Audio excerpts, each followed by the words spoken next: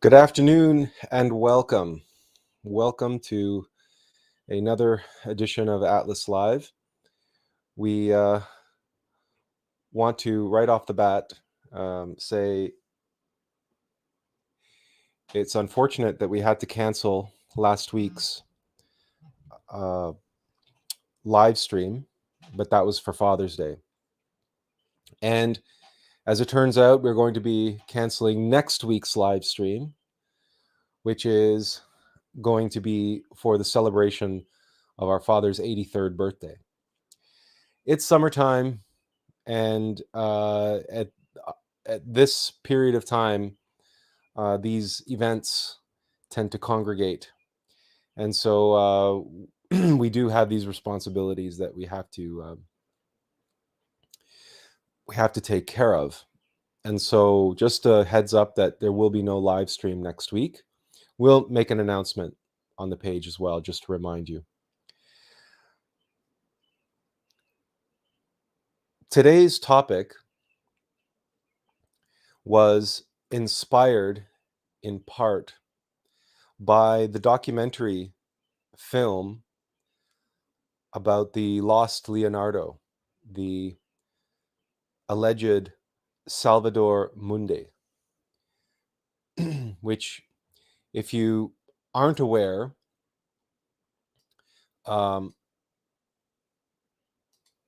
is a painting which was already infamous around the world because of the many copies that exist of it.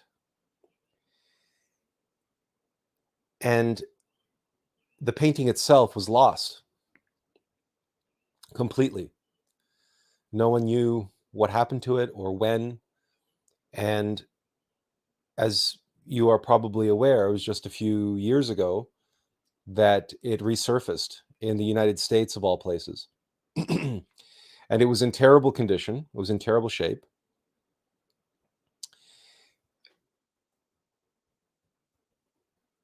It was restored, and after a series of events, which we won't bother getting into, not at this time anyway, it ended up being sold at auction for $400 million, $400 million US dollars, making it the most expensive, most valuable painting in history.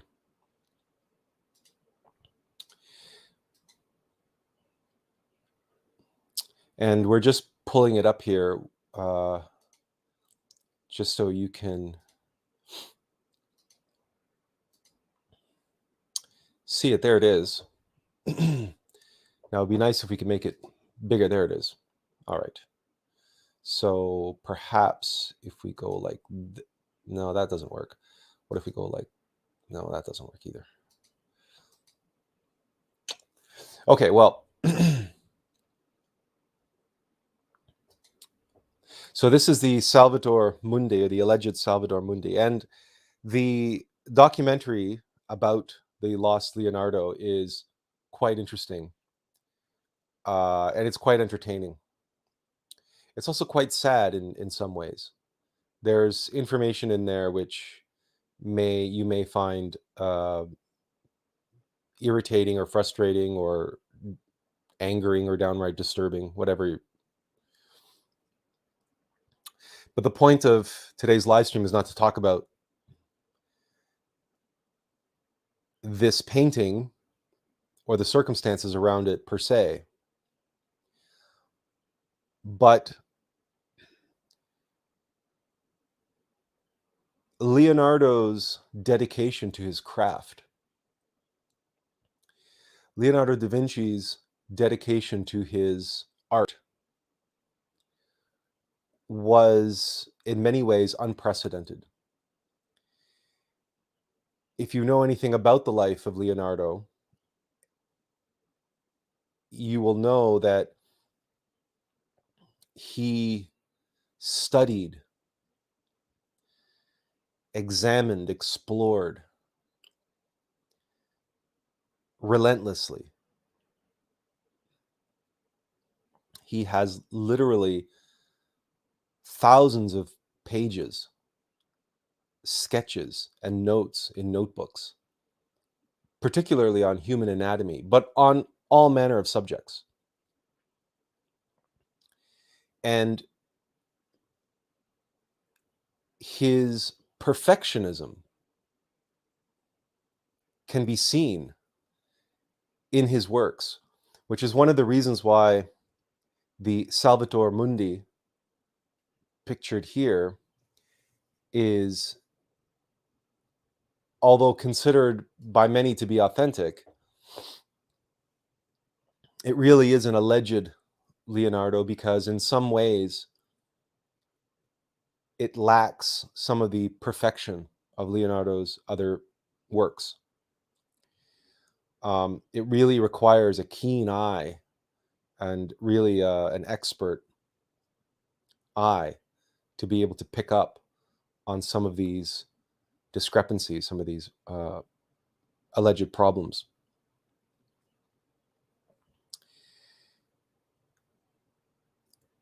But Leonardo's perfection can be seen in the paintings that we know he painted. And these include the Mona Lisa.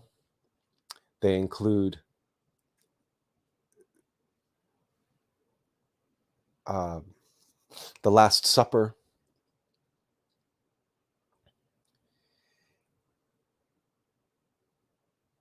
And it begged the question, or rather, it inspired the question.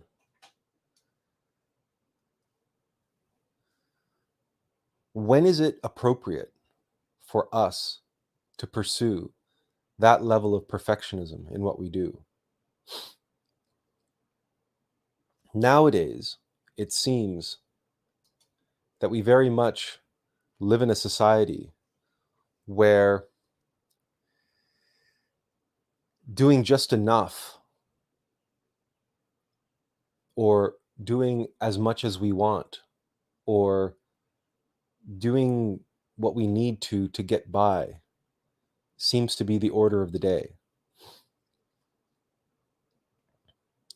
Perfectionism is often associated with obsessive compulsiveness,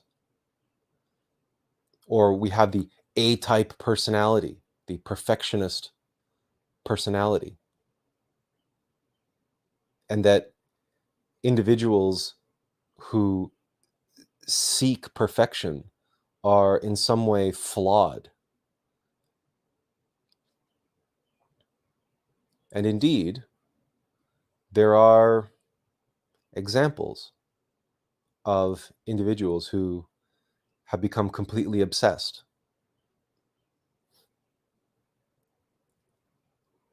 with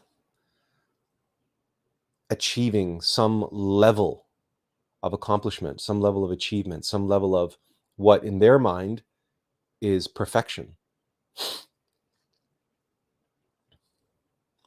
And as a result, their relationships, their families, friendships, other responsibilities, or suffer. Is it worth it? Is it appropriate? And how do we know?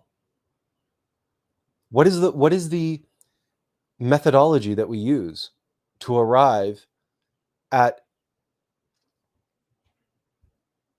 the decisive truth, the objective truth about our particular pursuit, whatever it may be? And whether our deciding it's not ready yet, it's not enough, it's not good enough, is the appropriate response, versus, no, it's good enough. How do we make that decision and make it reliably and know that we are pursuing perfection at at an appropriate time in an appropriate way for an appropriate pursuit? And when is it just an obsession? And otherwise a waste of our time and energy? It's not an easy question, and is why we were inspired to raise it in today's live stream. Because in many ways, we are told that on the path, we are pursuing perfection, the perfection of the self.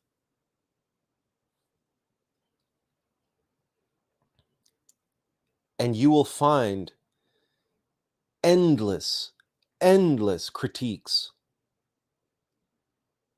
of esotericism, of occultism, of gnosis in particular. Endless critiques of Buddhism as well, saying that no, that's wrong. We can never achieve perfection. We can never achieve God's perfection. To do so is the pinnacle of pride, of mystic pride. That's, after all, is that not the myth of Prometheus? Prometheus, who tried to fly to heaven with wax wings made of feathers and wax. And then, of course, Prometheus flew too close to the sun, and his wings melted, and he came falling down back to earth, crashing back to earth. Is that not a cautionary tale for us in the pursuit of perfection? Is that not what the Promethean myth is all about? That man should not strive to be godlike. We should not reach for the heavens.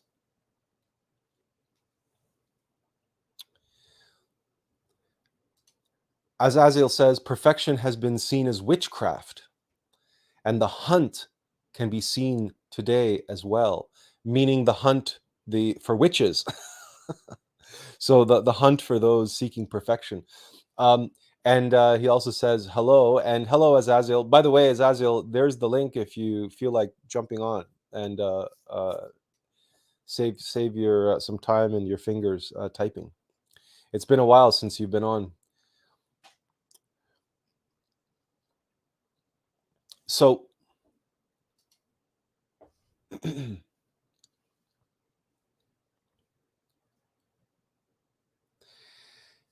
there is much that we wanted to share with you, but because of YouTube's,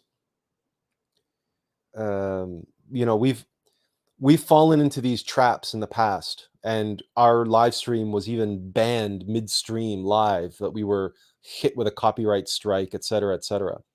So we are going to ask you to invoke your creative imagination and your memories and your retrospection and recollection as we share some of these things with you just verbally, because we could spend all this time finding the links and trying to play videos and so on and so forth, but in the end it's a bit of a distraction for us technologically. We don't have any helpers. We don't have any so-called wrenches in the background or producers helping us do the show. It's all us, just us. So if we're trying to look up things on the internet and play things and do videos, that distracts us from the primary goal here, which is to share with you that which is flowing through us. That's more important. And if what comes to mind, for example, in this moment, is that scene from The Last Samurai, that Tom Cruise movie where he travels to Japan and he befriends the samurais and he learns the code of Bushido, the way of the warrior. And the samurai lord, whose name escapes me, it's on the tip of my tongue, it might come to me any moment, is going through the garden. He's looking at the cherry blossoms, and he said, you can search your entire life for the perfect cherry blossom and never find it. You can search your entire life for the perfect cherry blossom and never find it. And then there's a moment in the movie, which if you haven't seen it, we won't give it away. But there's a moment in the movie where he makes this profound discovery about the perfection of cherry blossoms. The reality is that perfection is everywhere. It's all around us. And we can turn to, of all places, a slogan from a car company, of all places, Lexus. Their slogan, we don't know if they still use this. They certainly used it for many years, beginning sometime in the 90s, I believe, maybe perhaps even the 80s. In the 80s, Toyota created that luxury car brand, and they said, they called it Lexus, and their slogan was the relentless pursuit of perfection. The relentless pursuit of perfection. And the whole brand was about perfection. And these luxury automobiles, which were not only beautiful to look at and on the interior and luxurious, et cetera, and good to drive and all of these things, but also had the reliability that was even higher or greater than your typical Toyota, which Toyota is known for its reliability. And so that car company felt that they could create this brand that represented, at least in automotive terms, in the automotive world, the relentless pursuit of perfection.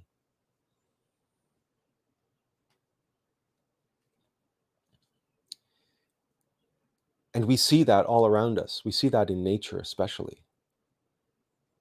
Nature relentlessly pursues perfection. So much so that if you spend any time in nature, you will come across expressions of beauty, of wonder, of perfection. Beauty and power and energy that no photograph, no video, no poem, and no painting can capture or relay.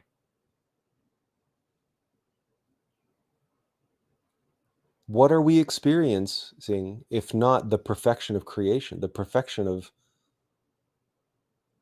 God, the perfection of the Logos, the Christ, expressing itself in all of these myriad ways? Perfection is our birthright. Perfection is in our nature.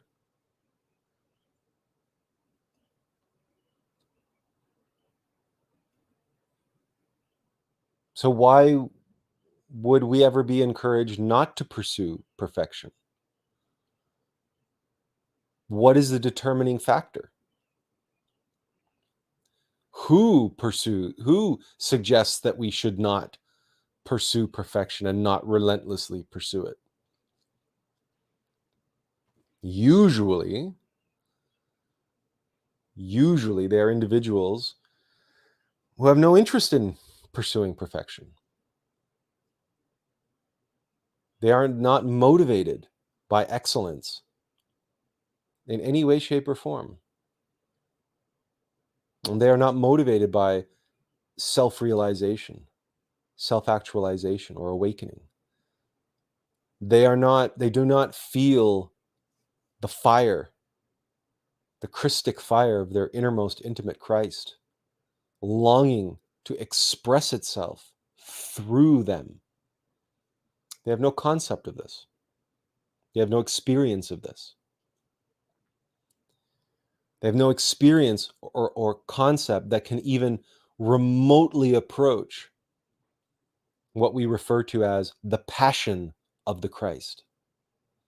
And we've described many times what that means and why it is that Christ's crucifixion is referred to as a passion play, and that the passion of the Christ specifically refers to his crucifixion. How does that make any sense? Well, it makes perfect sense when you comprehend what genuine, real passion is. Passion is that which you are willing to suffer for. Passion is that which you are willing to die for. That is what you are willing to give your life to dedicate your life to sacrifice your life, your energy, your time, your resources, your skills, your abilities, everything that you have, everything that defines who and what you are on every level of your being. You are willing to offer up and devote and dedicate to some purpose, some enterprise, some mission, or some vocation, a life's work. This is passion, true passion, genuine passion. Because what is driving and pushing us in that direction, it burns deep inside of us. The fire of fires and the light of lights of the Christ, our innermost intimate Christ. And in truth, when you speak to those who are living their passion and you ask them, why are you enduring all this suffering? Why aren't you taking it easy? Or, you could get this, you could go get a job, or you could go get these clients, or you could go get this money, and you could go have a nice, comfortable life. Why are you putting yourself through all this suffering? Anyone who's following their true passion will tell you, because I wouldn't have it any other way. Because passion, what we're willing to suffer and die for, also happens to be synonymous with what Joseph Campbell called following your bliss. Bliss. Take a moment to meditate on the word bliss. Joseph Campbell chose his words carefully. And that word in particular, he chose carefully, because bliss seems to be even above joy, above happiness, above peace, and yet encapsulating all three of those terms. That's bliss. Bliss is not fleeting. Bliss endures. Bliss is the promised land, the land of milk and honey. It is nirvana. It is heaven. It is the Garden of Eden, where peace, joy, and happiness reign. It is the domain of the gods. It is the nature of the Christ. It is the nature of the Logos. That fire that burns inside, that fills us with the passion that we are willing to suffer and die for, also fills us with the bliss to do so.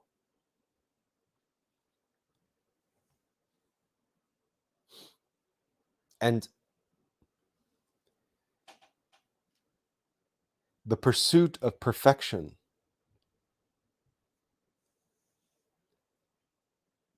that energy, that life force, that life-giving, life-affirming, life-defining, and path-directing force can take many, many, many, many forms. And sometimes reveal itself in the most unexpected of ways, and even whimsical ways.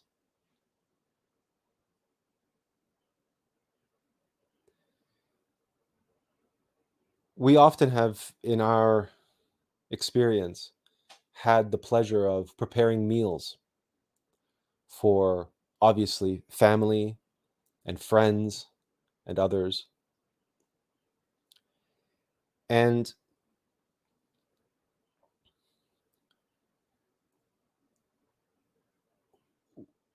for whatever reason, we, even if we're preparing a salad, we will take an extra few moments. Just how it unfolds, how it just naturally unfurls at our hands, that we end up making a beautiful presentation of that salad or that dessert or that meal. And it could be something very simple, like how we arrange the berries on the plate, or the fruit, or the toppings, or whatever the case may be. It could be very simple. It could literally mean a matter of seconds of difference in time, and veritably no discernible difference in energy or effort, certainly from our perspective. Just that, there's that cliche about the little things. It's the little things that count. What are these little things? Have you ever paid attention to yourself going through your day, or preparing a meal, or doing something for somebody, and you just do a little thing, you add a little thing? It's just this trivial, trite, insignificant little thing. And yet, that little thing gives you so much joy to do, to add. It took practically no time, practically no effort, like maybe an extra minute or two max, maybe a little bit of extra energy. But there's another saying, like it's the thought that counts. And it's just, you have this little bit of joy come to you as you're doing this little thing for somebody. For us, it's like when we prepare a salad. Yeah, sure, we could throw everything in a bowl, we could toss it all up, and we could put it on the plate. It's a salad. Everything's in there. Or we plate the salad individually, plate by plate, and we meter out all the toppings so that we present an edible mandala to the person. And they'll comment, "Oh my God, that looks so beautiful. Oh, what a presentation!" Or, "Oh, how special is that?" Or, "Oh, you shouldn't have gone to all this trouble," or whatever the case may be. However they respond, however they react to it. And it's just this insignificant little thing, but it gives us joy to do, and it gives somebody joy to receive. A little moment, a little taste, a little drop of bliss. Just that little moment where they know that somebody put a little bit more time and a little bit more care and a little bit more effort into something for their sake, for their sake.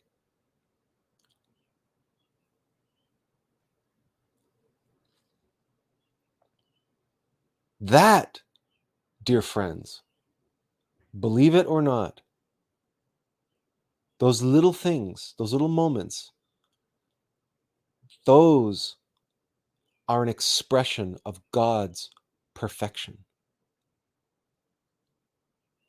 Those are an expression of God's perfection.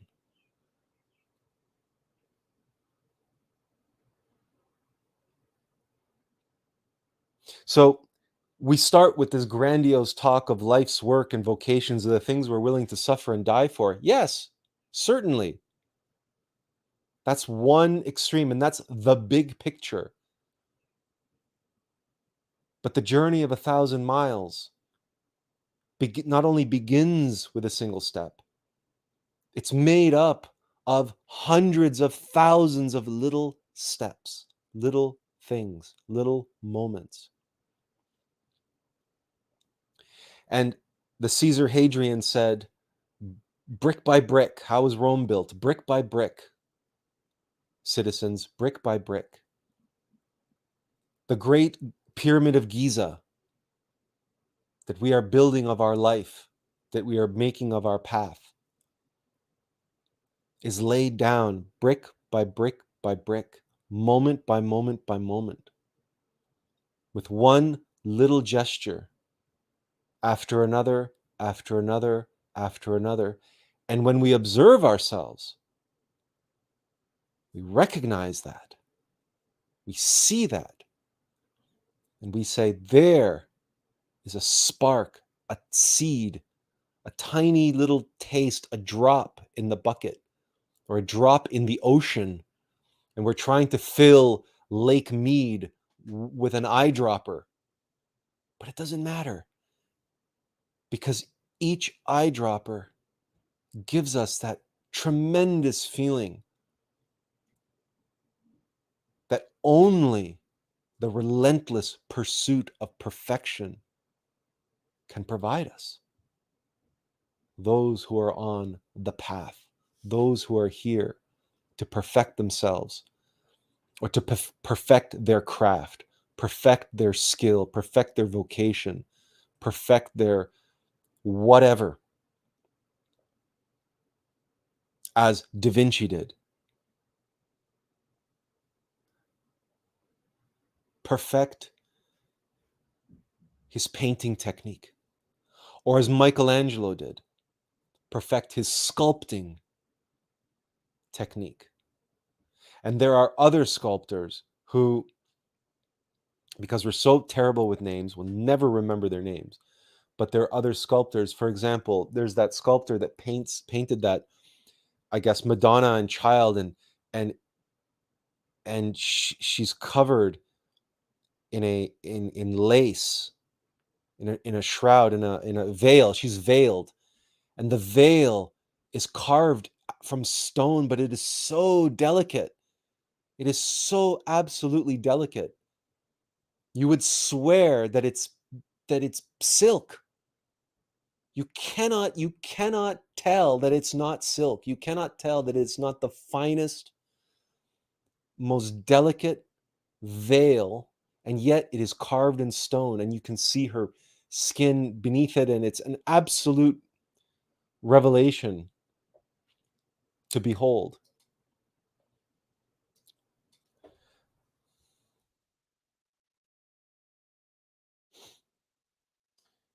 And it is so remarkable that yes, here it is. Yeah, okay, so it's the Veiled Virgin by Giovanni Strazza. And here we can share this with you here. There. That's carved out of stone. And it's perfect. It's perfect. And it's It's remarkable. And of course, it's easy to recognize the skill and dedication and the years of practice and the years of trial and error and the years of failure after failure after failure after failure after failure that leads someone to something like this. Or we can think of Beethoven, who came and saddled himself with the additional burden of losing his hearing, of going deaf.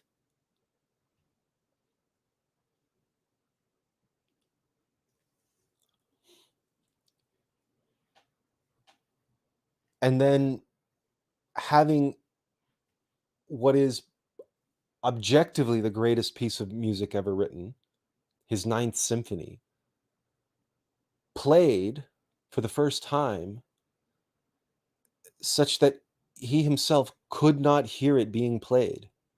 He was completely stone deaf by then. And the incredible suffering and sacrifice that he must have gone through to be able to bring that perfection, that expression of perfection into the world through such an imperfect vessel as himself.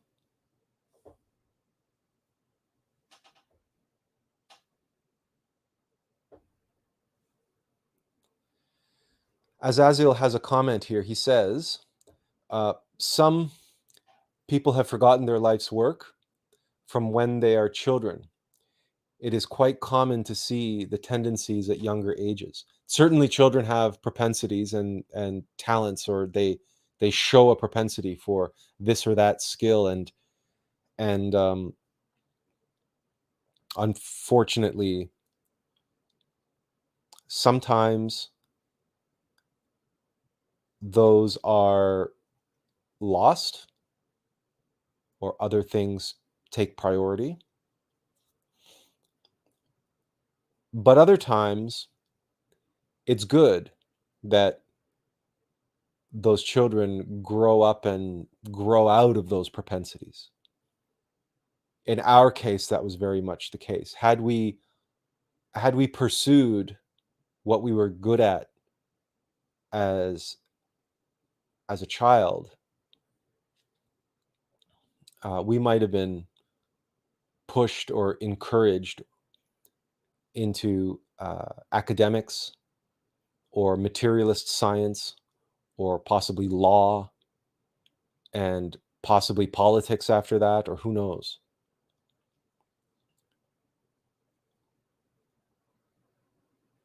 So while children can have skills and talents, that doesn't mean that they were born to do this or that or be this or that.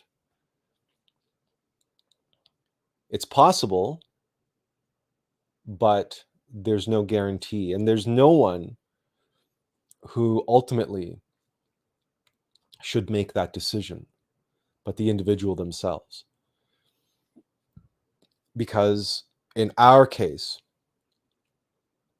we have taken a road to where we are today, which has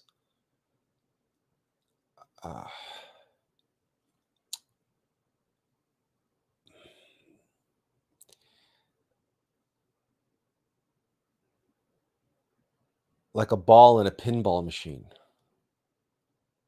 zigzagging all over and going from this industry to that activity to another career path to another, and just back and forth and back and forth. There was a through line, there was a thread which connected all of these things, of course. But that thread was a secret thread. That thread was very much known only to us. We shared with a very, very, very few people. And that was that we're here to make a difference. And that difference was that work, that life's work. We were open to many, many different potential expressions of it. And we were open to many, many different paths leading down towards it. And at every moment, at every time, we were suffering and sacrificing a great deal in the pursuit of what many people around us couldn't make any heads or tails of and couldn't make any sense out of. But we were following our bliss. As Joseph Campbell would say, we were following our bliss. We were following the guidance of our innermost. And our innermost is Allux, is the Christ. And to bring it back to Azil's comment about children, yes, we were also very good at that, very good at serving others, very good at taking care of others and helping others at a very young age. But you see, that's not a career, right? That's not a vocation. That's not a skill. That's not a, right? Helping others, giving to others, taking care of others, worrying about others, doing for others' sake. There's no university for that. There's no degree for that. There's no career for that. You don't get paid for that. You don't. We know that all too well, is that the world doesn't reward bodhisattva, doesn't reward people on the bodhisattva path.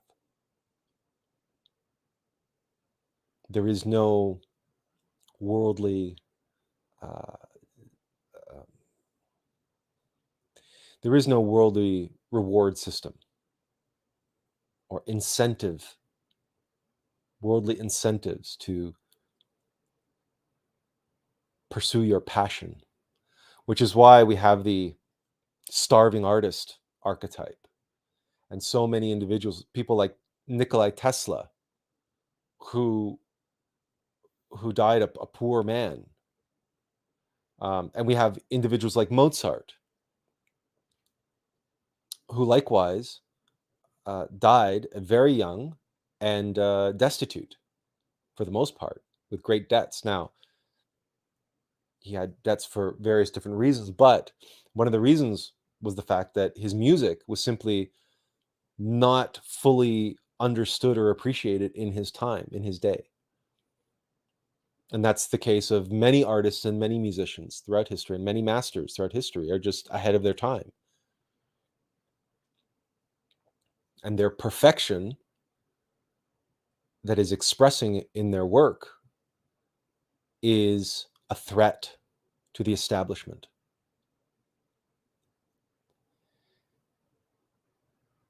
And that truly, before we take this off the screen, as Azil says, yes, he did many of those, referring to the sculpture and Giovanni Strozzi here. So Strazza, sorry. We're going to see if we can possibly.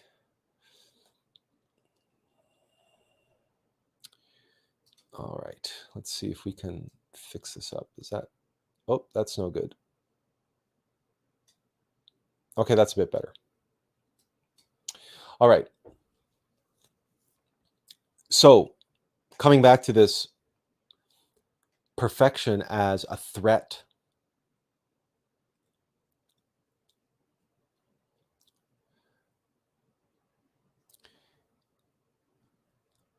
We'll get to that. Benjamin brings up something interesting that we want to address here. We don't want to let this one go too long. Okay. Benjamin says there is a parable in the Bible about the parable of the talents. The one given with the least talent buried it, and those with more increased it. In the end, the one who buried his talent was punished. How can we avoid that predicament? Develop your talents. But remember, again, see, we were also talented, right? We were a chess prodigy. We were a child chess prodigy.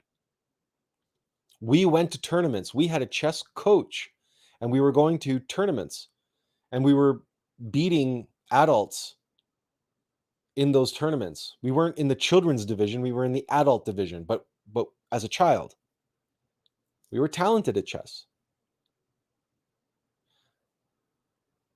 But just because you're talented at something doesn't mean that that's what you're here to do.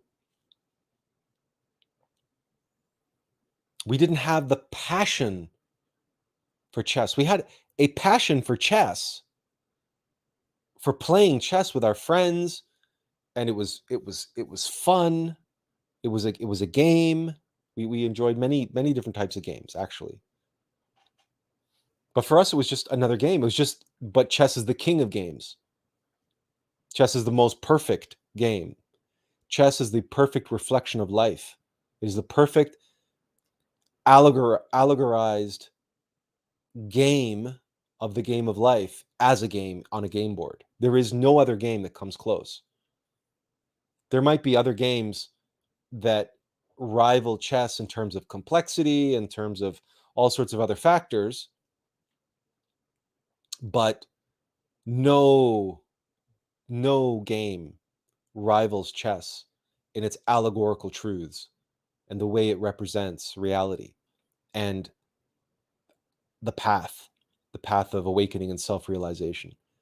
Chess is perfect in that sense. It is perfection. And we enjoyed playing chess for a number of different reasons. But what we did not have is, despite having a talent, an innate talent for chess, we did not have the drive, the passion, the fire was not there to develop that talent any further. So we hit a level and we said, our competitive chess days are over. From this point forward, if we ever play chess, it's going to be for fun. It's just going to be or for social or whatever reasons. We're never playing chess competitively again. We haven't picked up a chess book or studied any openings or endings or anything else. Well, we interested in chess. We watch movies about chess, and we try to keep up to date on things that are happening in the chess world. For example, Deep Blue beating Garry Kasparov and all of these sorts of things. But we did not pursue that talent. We buried that talent. Now, are we wrong to do so? Of course not. Because we had many talents. We had many talents. And the thing about developing talents is knowing which ones we are here and meant to do. Which ones will play a role in our future? Which ones are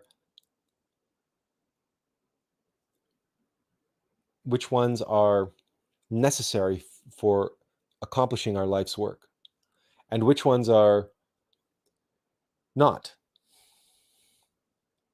And again, how do we know? And the answer is, where is your bliss? Where is your bliss?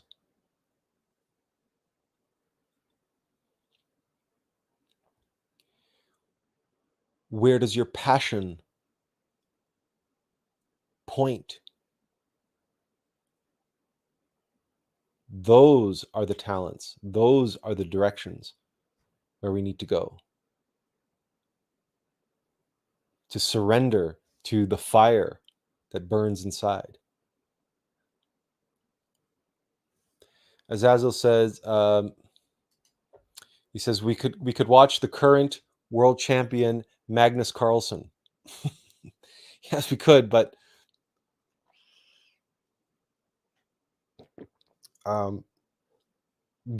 we don't watch the world championships games. We don't follow any of things at that level because it just doesn't. That's not what appeals to us in chess. Truly, it doesn't. We've been there. We've done that. We did that. What? 35 years ago.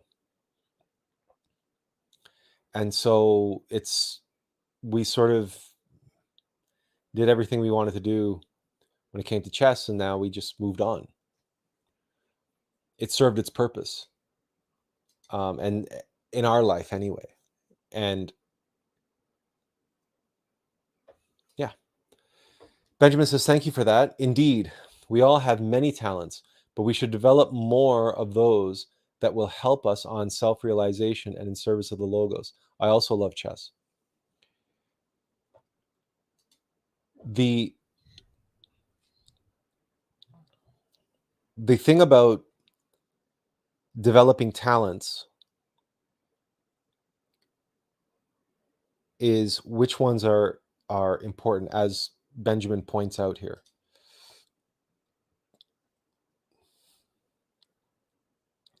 There is,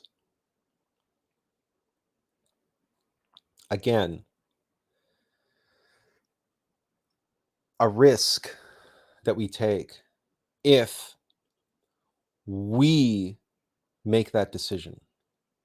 If I make the decision, if I decide I'm going to develop this and that, and I'm going to take this course, and I'm going to study this, and I'm going to study that because I'm pretty good at this, and I kind of like this, and I want to get better at it because it might prove useful, it might prove helpful.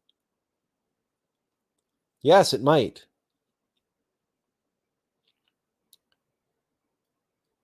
But remember that our time and our energy, particularly our energy, is limited.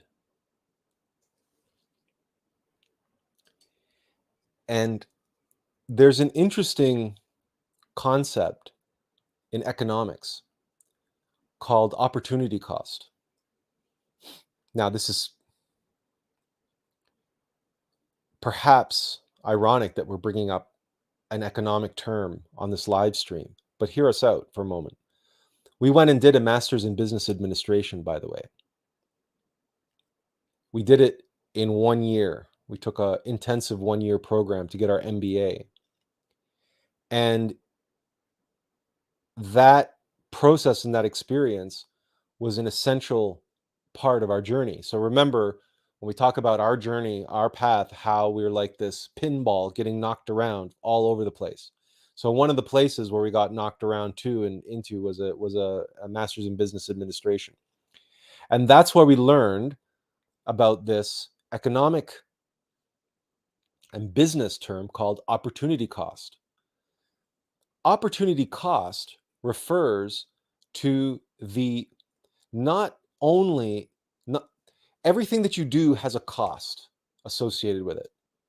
In economics, that cost comes down to time and money, and the time value of money on top of that. So there's a material cost, there's an energy cost, and there's a time commitment cost.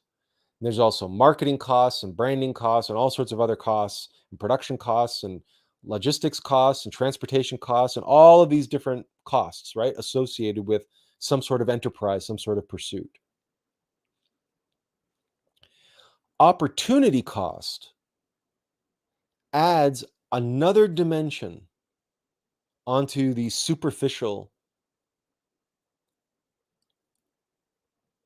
calculations of what are the costs of a particular pursuit. The opportunity costs say, okay, what are the costs of pursuing this thing in terms of what other pursuits need to end up on the cutting room floor because you're pursuing this thing. So think about the development of talents. Have you ever heard the expression jack of all trades, expert at none? This applies to most people because for most people to develop a talent that requires a lot of time and energy and devotion and dedication and focus and concentration, They have to focus and concentrate on that one talent in order to get to a level of excellence or a level of perfection where they feel that they've developed that talent fully and completely to its maximum. So they've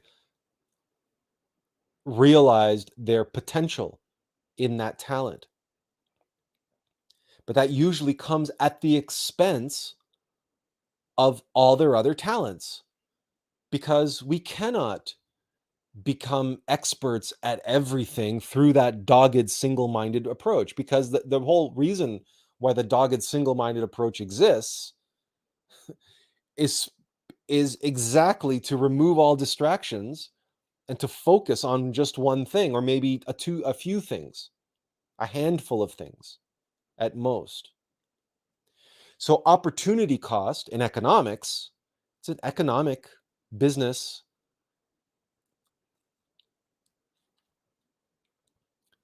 term and a way of doing business, thinking about business, where you take those other things that are left on the cutting room floor and you take those into account and you add that to the costs of your pursuit.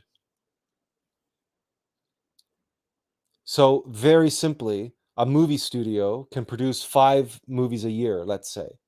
They have the financing and the studio space and the producers and the directors and the talent and the crew to be able to produce 5 movies. But they literally receive hundreds of scripts. Hundreds. And among all the scripts, those hundreds of scripts, they receive more than just 5 good scripts. They probably receive maybe really good scripts, maybe a dozen. And now they have to choose. Out of that dozen, they have to choose 5, or maybe 4, or maybe 3. Because what if one of those films is a 4-hour epic that has to be filmed on the other side of the world and is going to have a budget which is $200 million?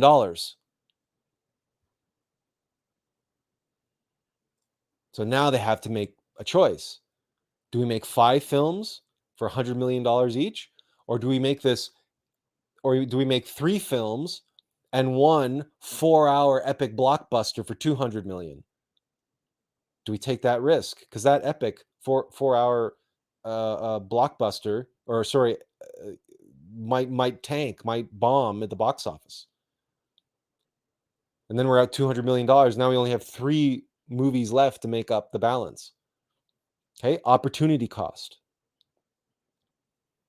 That's the weighing, the balancing these things.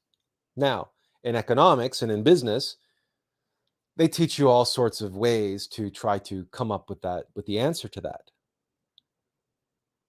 And movie producers and movie executives, they have all their ways of trying to pick and choose to minimize their risk. But in life,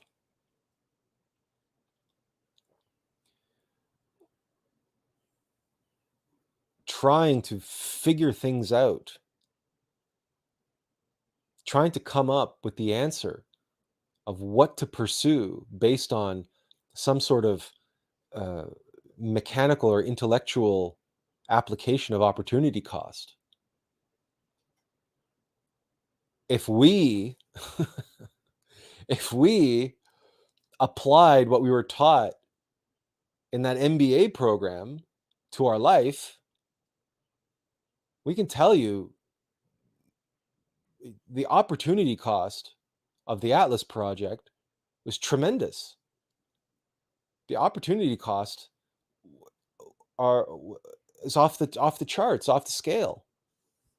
We've invested so much of our time and energy and effort into our life's work, into the path of the Bodhisattva, which in our case happens to have a name, happens to be an enterprise, happens to have a name and a brand associated with it.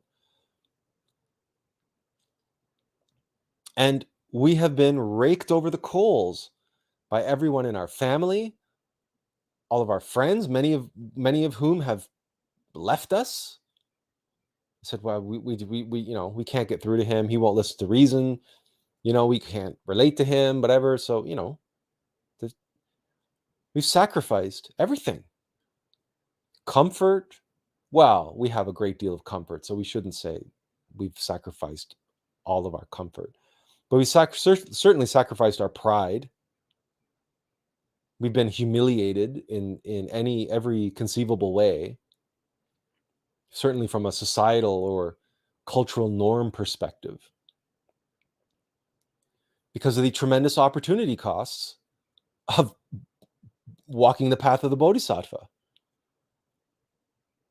of not having financial security, of not having, to quote our family member, not having a pot to piss in.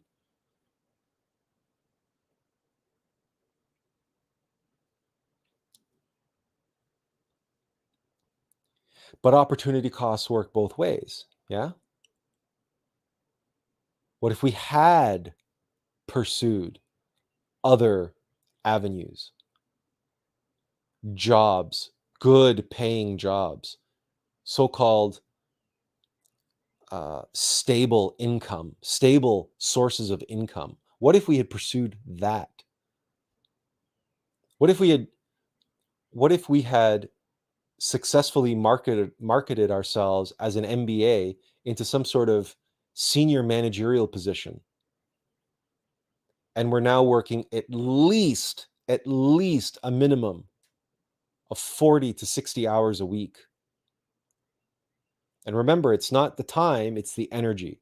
So what if we were putting all that mental energy into a full-time executive managerial position for that stable, steady income? Now, of course, you know what happens once you have a stable, steady income. You know what comes along with that.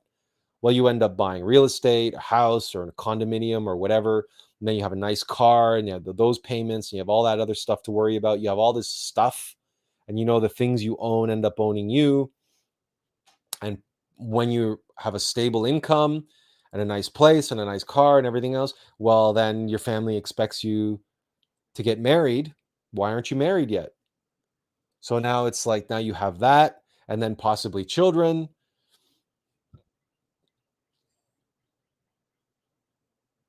Very quickly, these things can balloon.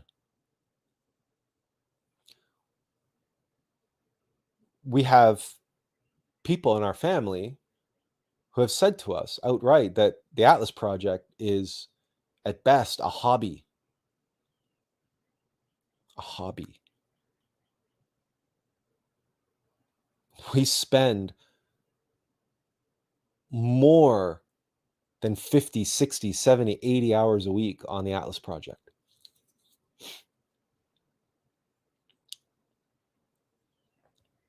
But nobody sees that. Nobody knows that. Just like nobody knew all the work, all the effort that Leonardo put into his artwork.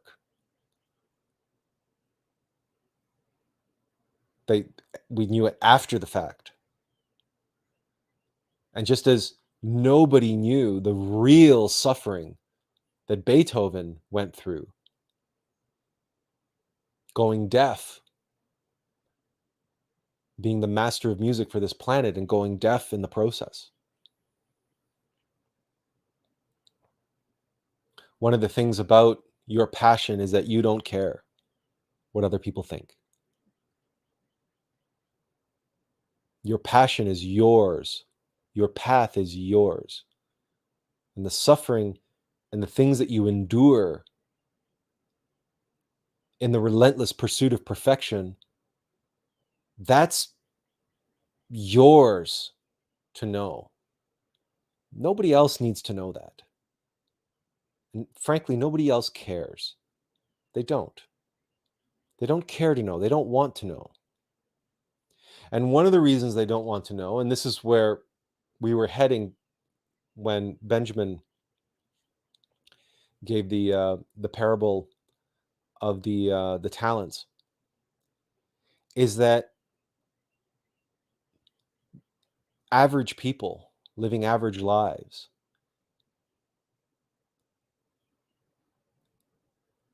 they feel uncomfortable knowing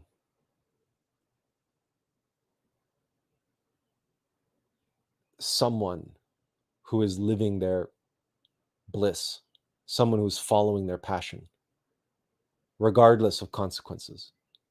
They people who are pursuing worldly success,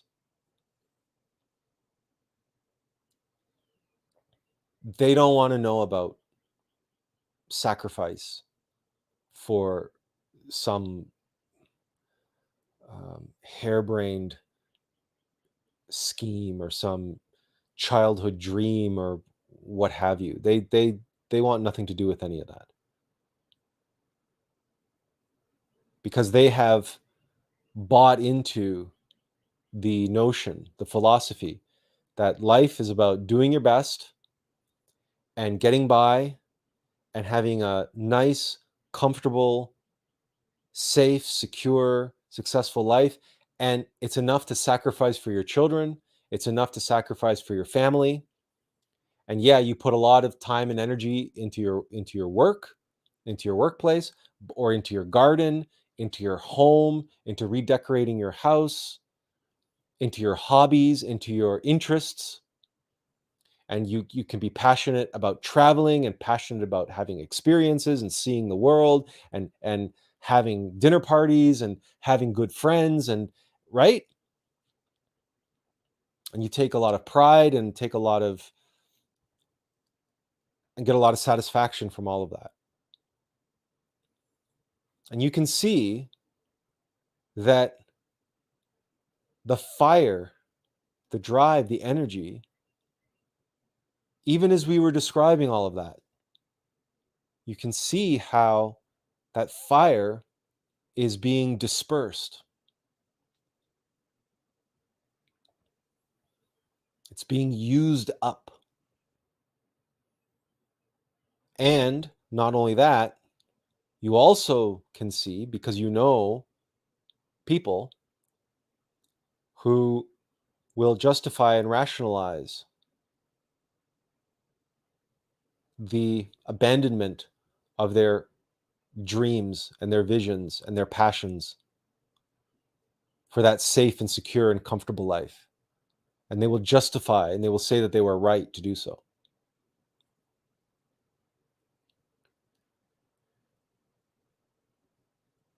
And everybody has the right to do so. No question. We all have free will and we all have the freedom to pick whatever path we choose.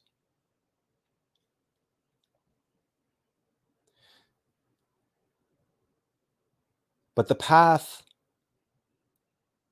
of worldly success is not a path of perfection. Jeff Bezos can never achieve perfection.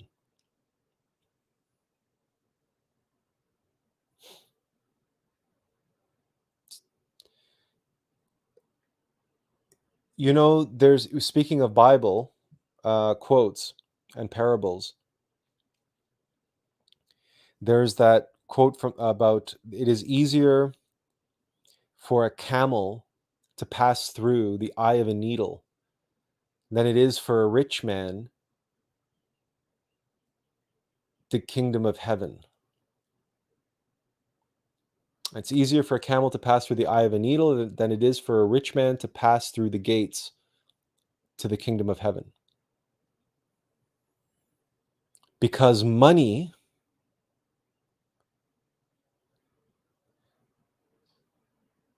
may be a representative of energy and power in the world. It's a proxy for energy and power.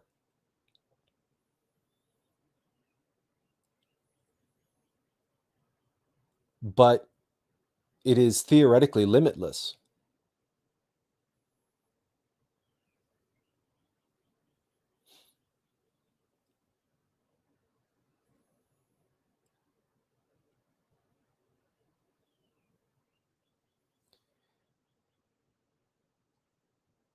perfection has a limit.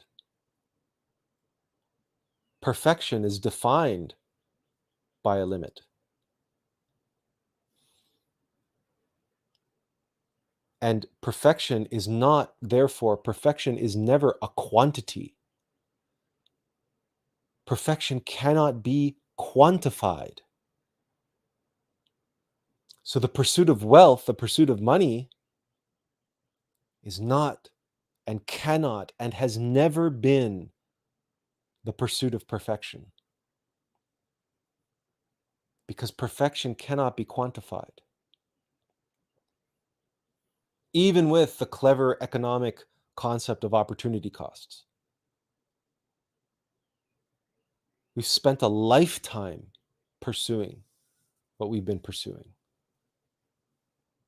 We have very little to show for it. But we've left a lot on the table. We've let a lot on the cutting room floor. We've sacrificed a lot. And there is untold amounts of wealth and money that we did not earn. But had we earned all of that money and been no closer to the accomplishment of the Atlas project,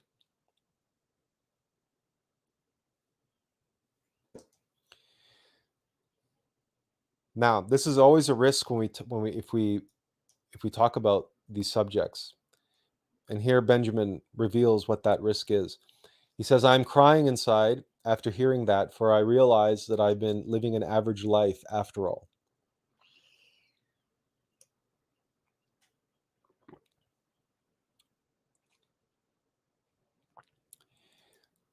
Let us be clear that not everyone is here on the path of the Bodhisattva. That not everyone has been given some sort of overarching, all-consuming life's work that they are here to pursue. And because of the way the world is, the vast majority of people on the path, for them, the path is something in terms of the perfection of the self that they do in accordance with a life which may seem very average. So a job, a house, a mortgage, a family, kids, etc. There have been many initiates throughout history that have lived a so-called mediocre life or an average life. And their esoteric pursuits have been on the side, have been a hobby, or have been done in secret. Right? Not everybody's a Manly P. Hall or Sama Anwayor writing thousands of pages of books and giving lectures and all the rest of it, right? We are not all bodhisattva. And if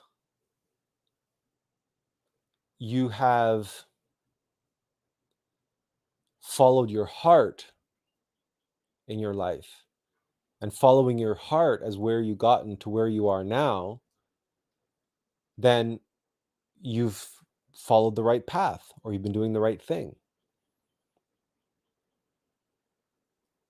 The fact that you found these lectures, these live streams, and are listening and participating means that you have an interest and you are keenly aware that there is inside of you a potential. There is a place that you can get to as an individual.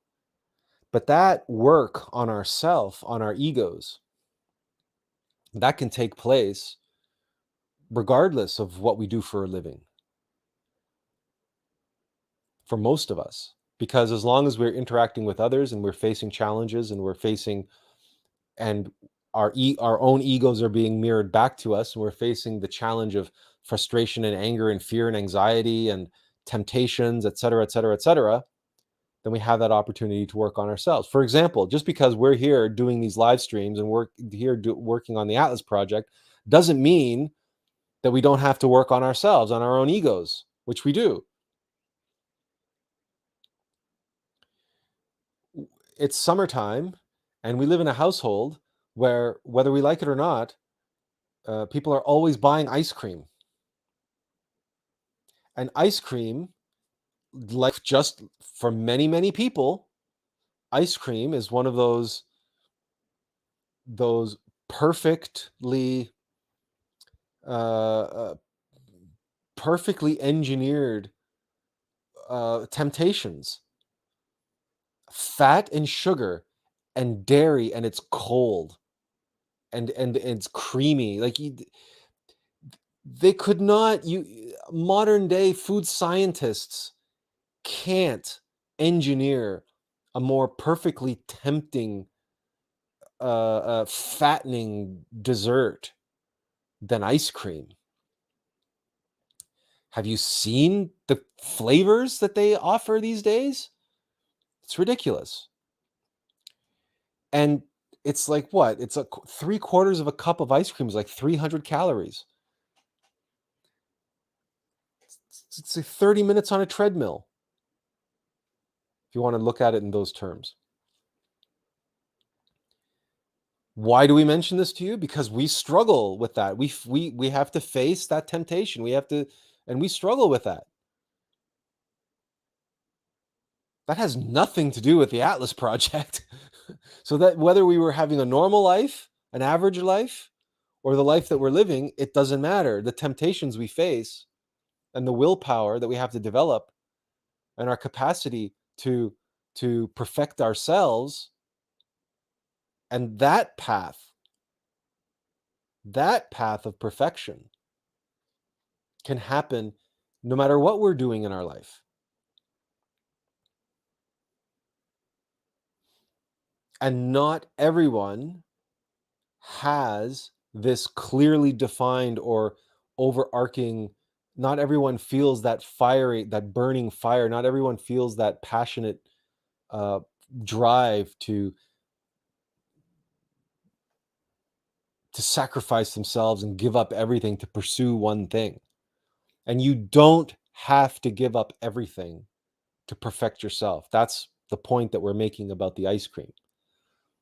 Is that our personal development as an individual, the elimination of egos, the perfection of ourselves, that is not reliant on the pursuit of perfection of a talent or a skill or a life's work. Those things can be independent of one another. In fact, if you believe the stories about Mozart, then he's supposedly the original rock star musician. That he was drunk all the time, and like if you see his characterization in the film Amadeus, he was rambunctious, he was flamboyant, he was uh, vulgar, womanizing, a drunkard, partying. That he was narcissistic and many character flaws are ascribed to him, rightly or wrongly, whether they're true or they're rumor. The point is that he was able to a large degree, fulfill his life's work in a very short life. And it's questionable. We don't know to what degree he achieved any type of perfection of himself, elimination of egos. We don't know. We don't have windows into the souls of men, as the great saying goes. So there's two different paths, there's two different parallel lines here. There's our inner world, our inner perfection. And then there's this outer world, this outer perfection, where something is longing to express itself through us in the world, through this imperfect vehicle, this imperfect vessel. But then there's the perfection of the vehicle itself, the perfection of the vessel itself. And those two things may not be, they're not exactly mutually exclusive, but they are also not the same. So they are related, but they're separate and different. So the purpose of this live stream, we do not want anyone to walk away feeling discouraged or down on themselves because they're living a so-called, quote, normal life or an average life. That they're not walking the path of the bodhisattva, that they're not suffering and sacrificing to develop some talent or to do some beautiful work in the world or something. Because as we described, we always find ways of expressing our inner beauty and our innermost intimate Christ can express itself in anything that we do and in everything that we do, including preparing a salad or a meal or a dessert in its presentation, or the little things that we do for others. And many people find satisfaction in doing volunteer work and volunteering their time and their energy in that way for the sake of others. So the point is that the energy will flow.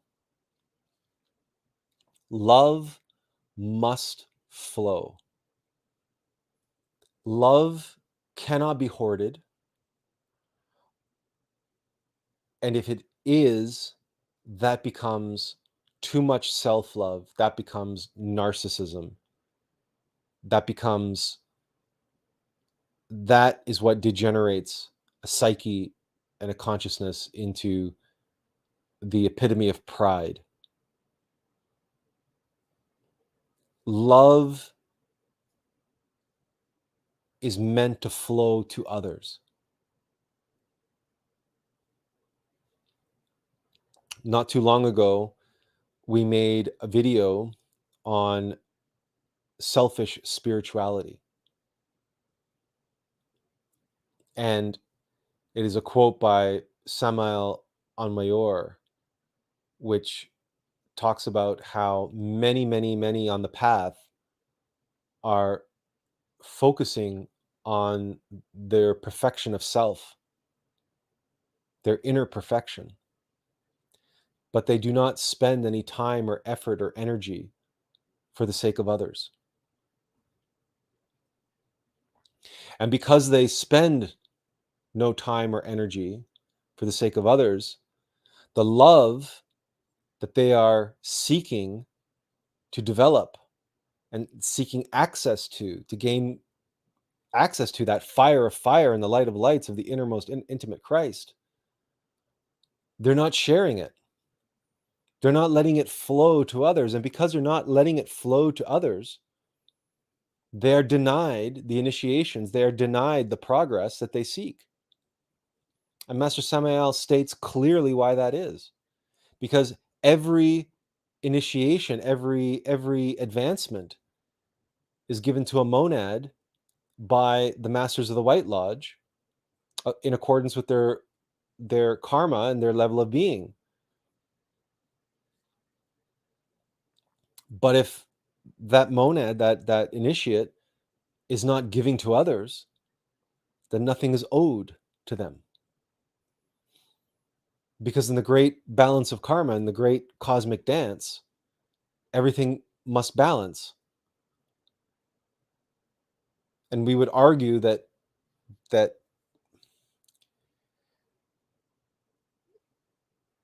we can visualize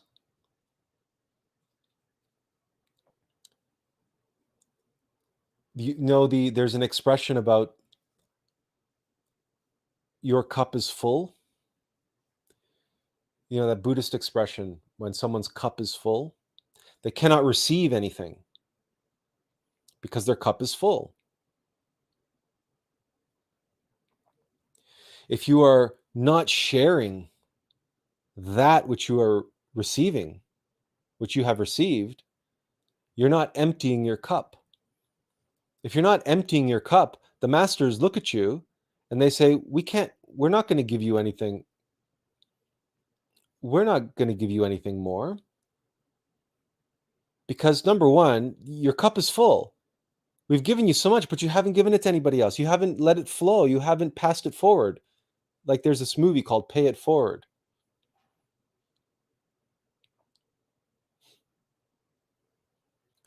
It's another passage from the Bible.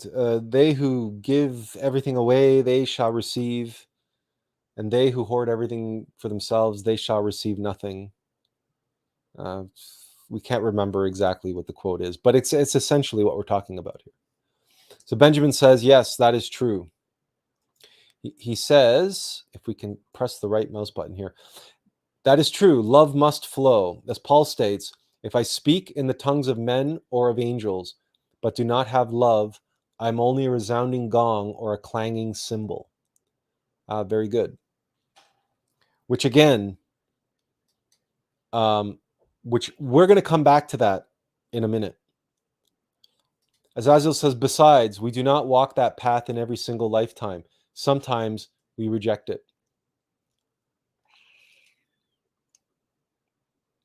And he says, time is really a thief.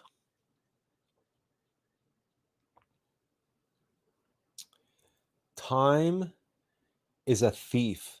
That one, perhaps you can embellish a little bit or explain what you mean by that. What do you mean, Azil, when you say time is a thief? In the meantime, coming back to Benjamin's thing about if I speak in the tongues of men or angels but do not have love, I'm only a resounding gong or a clanging cymbal. Remember our live stream we did on how to serve and who to serve? This statement from Paul is essentially saying if you speak in the tongues of men, or he says of angels, but do not have love, then you're just making noise. If love is not working through you,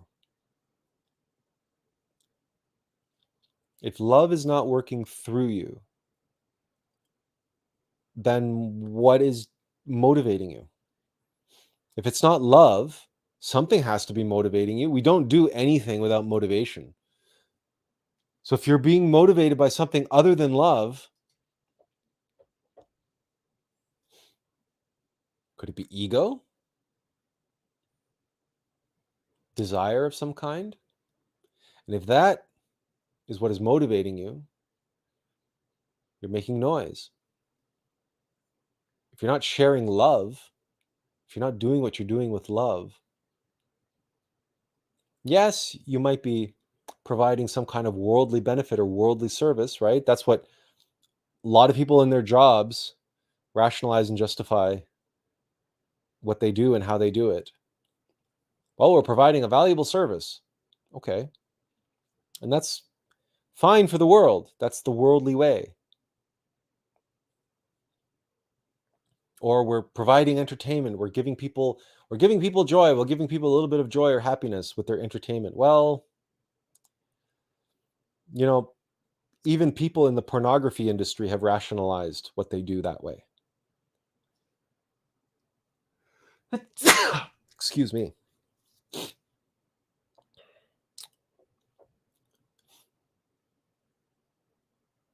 So as Azil followed up with time is a thief by saying that time, not seen as an illusion, can cause resentment and anxiety and end up self-defeating for not being great, etc.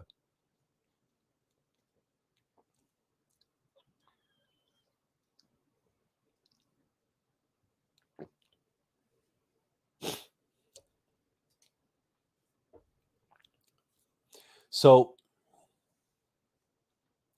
here's our take or our experience. This is why we asked you to embellish or explain what you mean by this, because our experience of this is related to this statement here.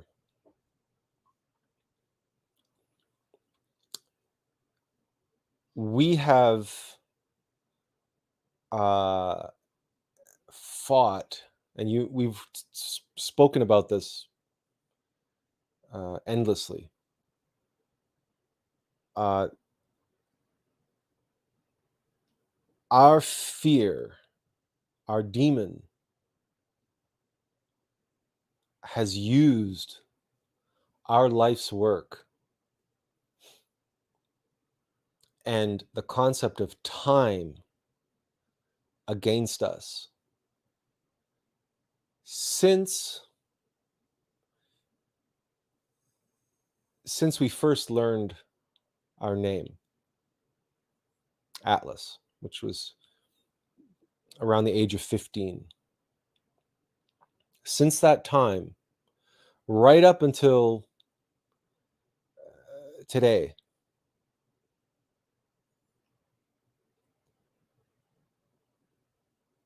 time has been used as, is thief the right word? It's a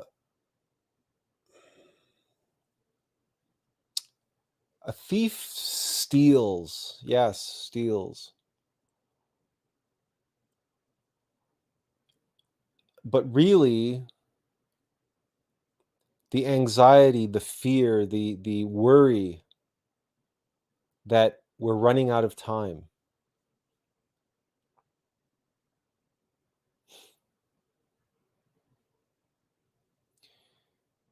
that time is too short, that we're not doing enough, or we're not doing it quickly enough. And we give ourselves these outlandish and outrageous deadlines and expect to meet them. And the Christ, as Azil points out, time is an illusion, and the Christ has no time. It's eternal, and it's in the eternal now, as are we. And things will happen in their own time, when and as they need to, and not before. So applying any kind of worldly time frame to our life's work, for example, is, as Azil suggests here, it's self-defeating.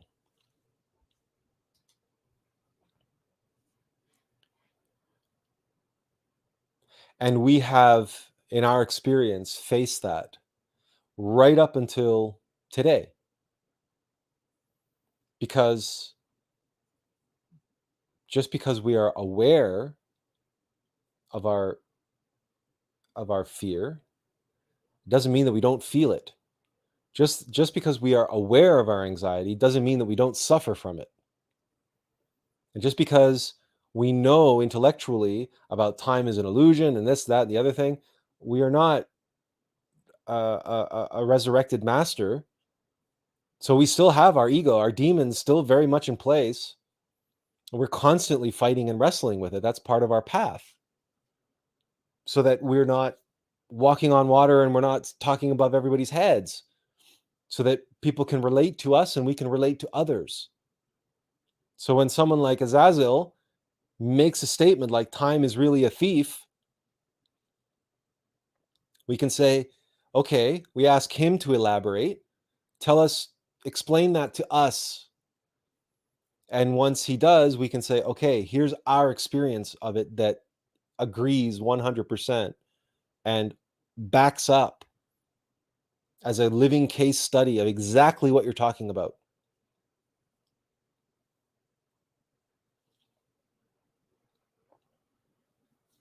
Now, let's bring this back and crystallize it into the context of perfection. Time is an illusion, but it's used as a weapon. That's why we don't care for this statement, time is a thief. We don't care for this statement. Time is an illusion. It doesn't exist. It's the egos that use time as a weapon. It's our fear that is the thief. It's our egos which are the thief. And time is the dagger that they stick in our back. Time is the gun that they threaten us with, or the blackjack that they hit us over the head with or beat us with constantly, like a slave driver whipping a slave with a whip. They whip us with that time, right? Like the punch clocks and the punch cards in a factory, or when you go to any kind of job or any kind of responsibility or school or whatever, they have periods and they have alarms and they have clocks on the wall, and oh, you better not be late, you better not be late, you better be on time. And then you have doctor's appointments and all of these things, and it's always, you got to be on time. And then why people race through traffic or all of these things, because they're always racing against the clock, right? The clock is this whip, this relentless slave driving whip, or it's a weapon, or it's a tool of coercion. It's the thumb screws that people are tortured by and tortured with. But you see, it's an implement of suffering. It's a tool of suffering. It's a weapon if it's weaponized. But the entities that are causing the suffering are our egos. It's not time itself. Because we also have expressions like time is on your side.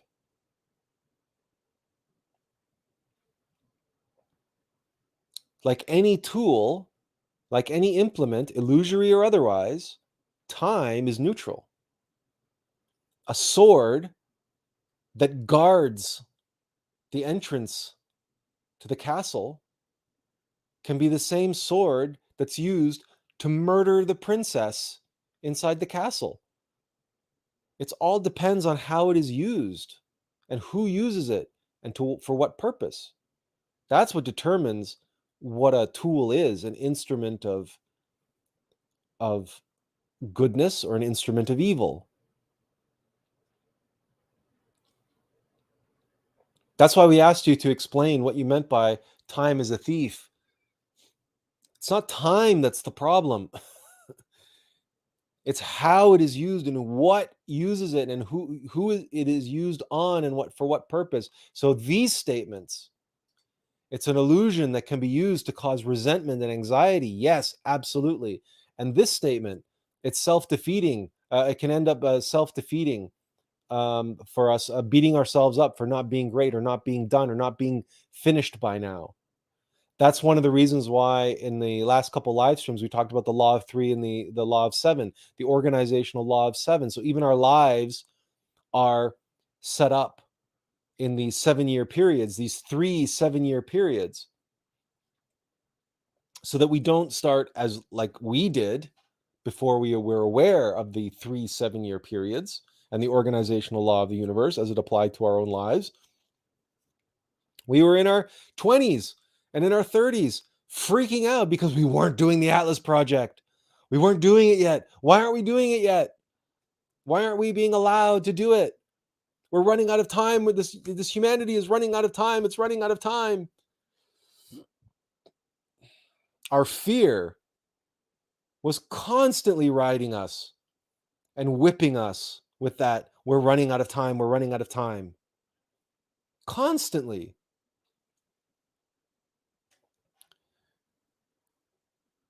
And so the pursuit of perfection,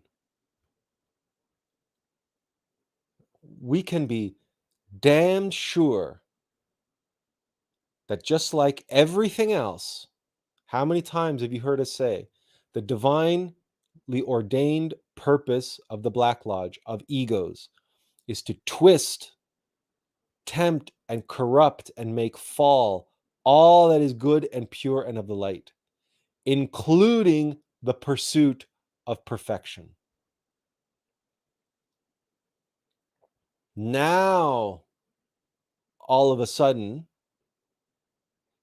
the pursuit of perfection, if it is co-opted by egos, now that can become a tremendously problematic force, not only in our life, but in the lives of others. If our deep felt fire and passion to do whatever it is that we're here to do somehow gets hijacked by pride, for example, and that's a big one when it comes to perfection. You can rest assured that pride leaps onto the pursuit of perfection and immediately attaches itself to that, because pride wants to take credit for that. Any and every good thing that we do, pride is the first voice to stand up in our minds and say, I did that. Look what I did. Aren't I amazing? Aren't I talented? Wow, I am so proud of that. And you'll hear people talk like this. I'm very proud of this, and I'm very proud of that, and I'm proud. You didn't do any of that. You didn't. You were being done. Any and every truly good thing that we have done, like every presentation that I made, and every those little things, those little details, it's the little things that count, right? Every beautiful presentation that we've ever done, we were being done.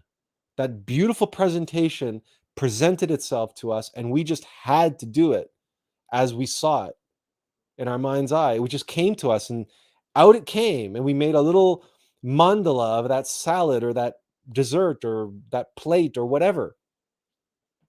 It was like a little mandala made out of vegetables.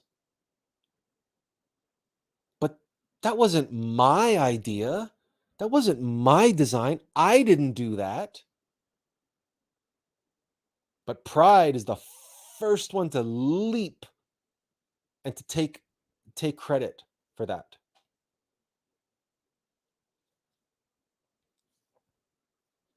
In the same way that our perfection, whatever that may be, individual, internal perfection, or some externally perfected talent or skill or pursuit or life's work or vocation or enterprise, well, then ego will use the rift of time and space, the distance between where we are and that some unknown state of perfection down the road, and ego will leap onto our back and become like a monkey on our back, whispering into our ear, oh, you're running out of time, oh, you're not perfected yet, oh, you're running out of time, you got to do this, you got to do that. And exactly as Azil says here, causing us to have the anxiety and the self-defeating thoughts and beating ourselves up, and then making all sorts of mistakes because we're acting out of fear and anxiety now, instead of having faith and trust that everything is unfolding in its own time, in its own way, according to plan, but not our plan, not my plan, not my plan. Christ's plan for me, my innermost intimate Christ's plan.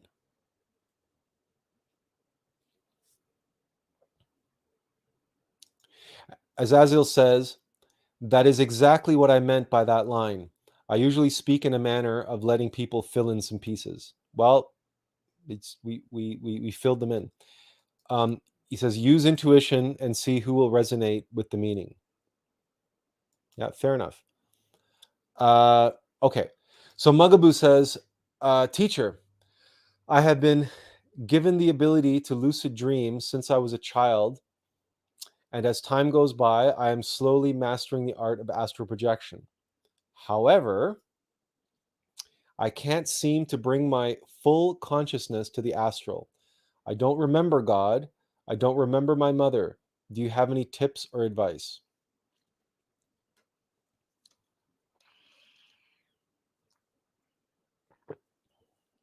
Yes. And the advice is, well, it begins with a question. Have you asked to see your innermost being in the astral plane? Have you met your innermost being? Have you met your divine mother in the astral plane? If you have difficulty remembering your being and remembering your divine mother, ask to see them the next time you have a lucid dream, the next time you're in the astral. Ask to meet them face to face.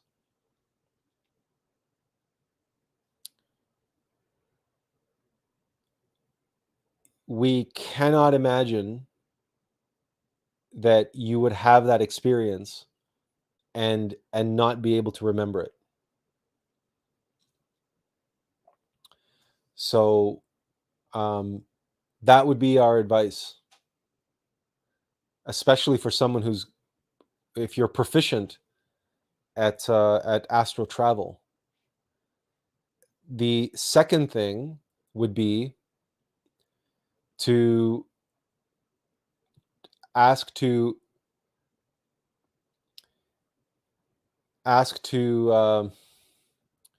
yeah, see, Azil agrees here. It's impossible to forget.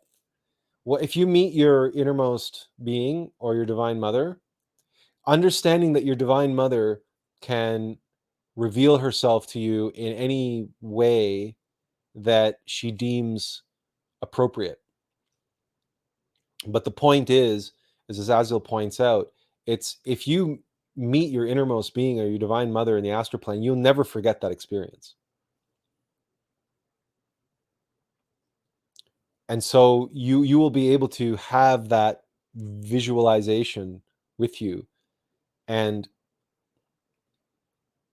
it will be that much easier for you to remember them moment to moment. But the other thing that we would suggest is, if you are that good at astral travel, then ask to go to the Akashic records and travel to the Akashic records and study in the Akashic, from the Akashic records.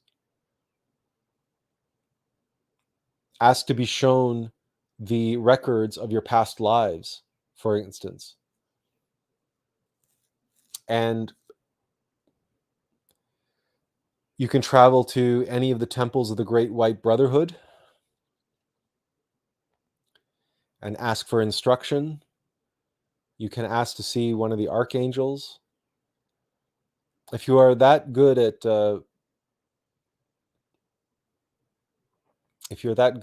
astral travel, then take advantage of where you are in the astral plane and beg and ask for boons, for these blessings. And the more you experience the generosity and the love and the caring of divinity in the astral plane, the more that you will the more that it will be top of mind and in your heart, moment to moment throughout the day. As Azil says, for me, it was in the form of Lilith. Lilith the demon? Your divine mother came to you as a demon? Is that what you're suggesting there? Because that's who Lilith is, or at least our knowledge of Lilith. But anyway, we shared your quote anyway. But the point is, the divine mother will appear to us in whatever form we need to see her as. We were speaking of Da Vinci earlier. For Da Vinci, his divine mother appeared to him as the woman in the most famous painting in the world, which is the Mona Lisa.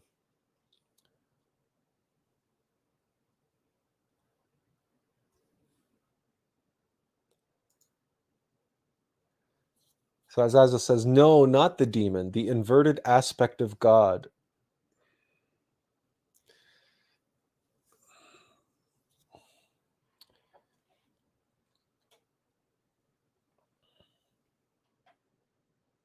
The inverted aspect of God is a demon. That's what inverted means.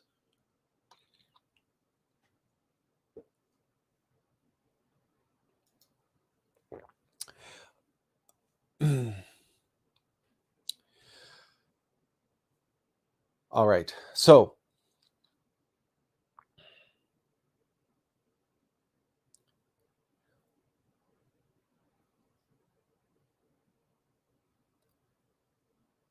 the key, okay, so Mugaboo responds here. No, I haven't. I have seen a very small feminine figure that showed me a lot, showed me Oris. It was a message, though she was small. She might have been your divine mother, but she was small.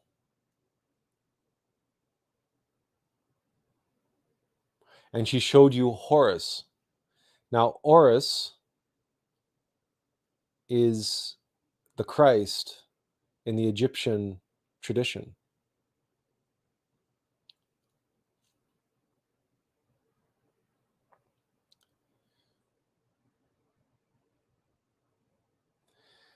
So it's very possible that that small woman was, that small feminine figure was your divine mother. But again, she was obviously in hiding, not hiding. She was in disguise. She was appearing to you in a way that she felt you needed to see her.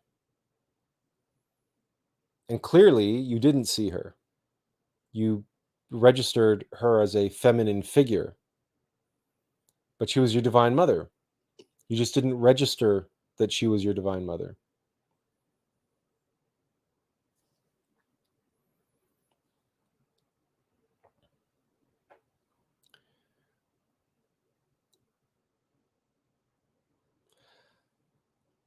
So speaking of divine mother and being in disguise and appearing to us as she needed,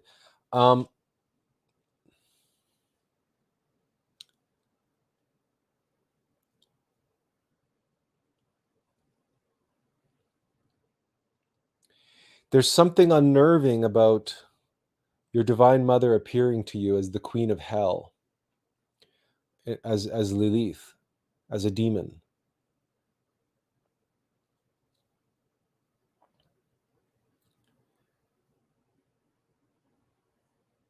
And did you ask to meet her? Did you ask to meet your divine mother and then Lilith appeared? And how do you know it was Lilith? This is what we're trying to glean. Because yes, of course, there is that aspect that's present But if you had asked to meet your Divine Mother and she appeared to you in that way, then she appeared to you that way for a reason. And it's not, well, we've certainly never heard of anybody. It's not usually how our Divine Mother appears to us when we ask to see her.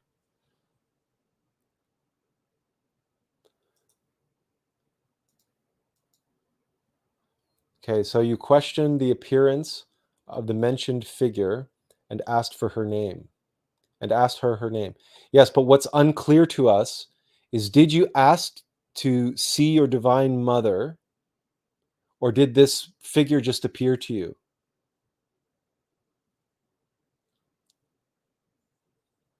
It's the conflation between your Divine Mother and Lilith that's we're finding problematic, because Lilith is a manifestation of the Divine Mother in mechanical nature. And if you ask to see your Divine Mother and she appeared to you that way, then that's a very strong message.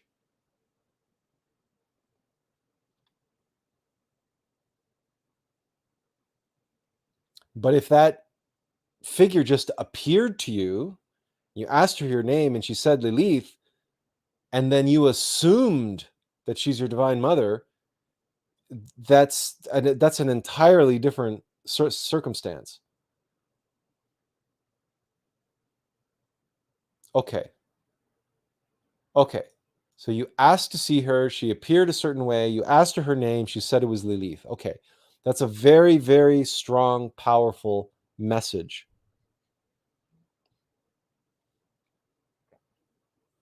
Very strong, very powerful.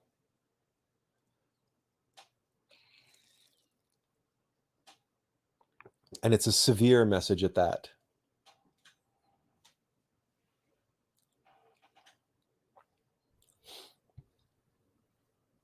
So that's why we said it was a bit unnerving, that's all. And it was just the circumstances around it which we wanted to be clear on. Because as we've said before, anytime, yeah. So anytime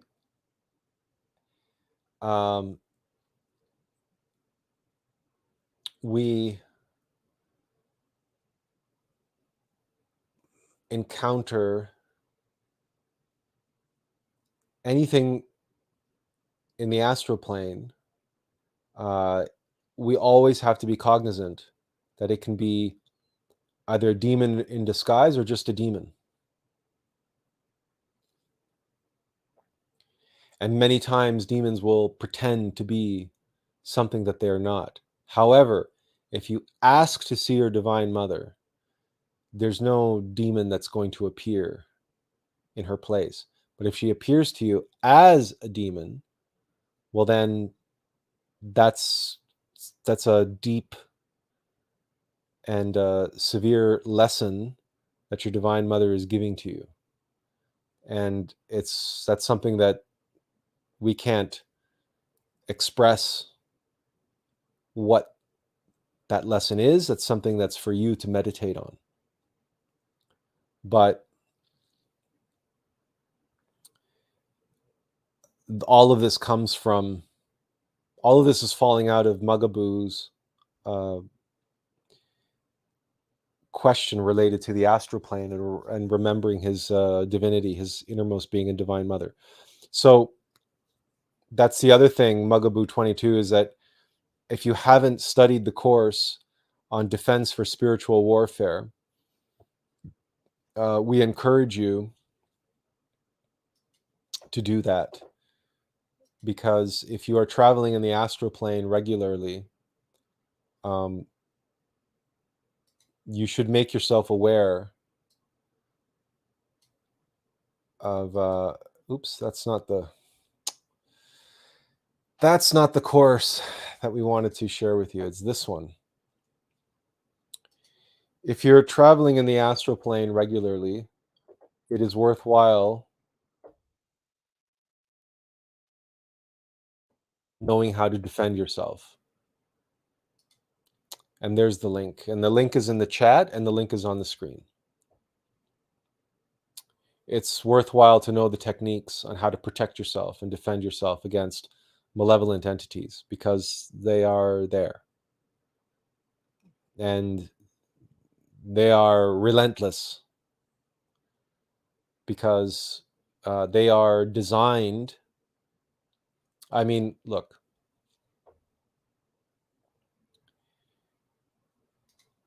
let's be honest. Look around the world today and look at yourself.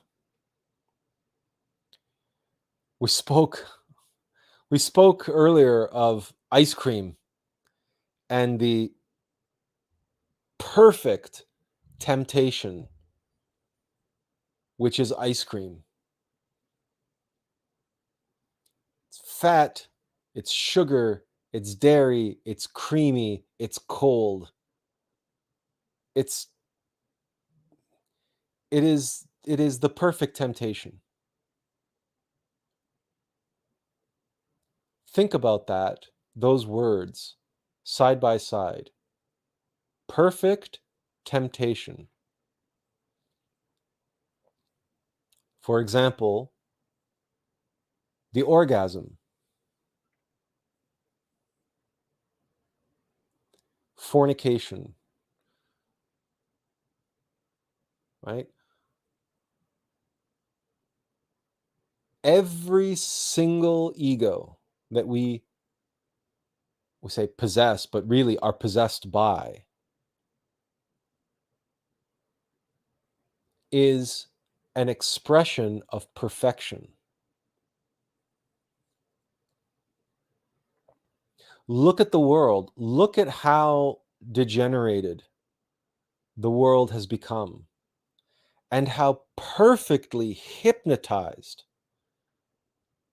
individuals are. The cognitive dissonance that they suffer from, the complete hypnosis and ignorance they suffer from, how easily they're brainwashed and manipulated by their own egos, by their own minds, by their own beliefs and conditioning, etc., etc. The Black Lodge does its work to perfection.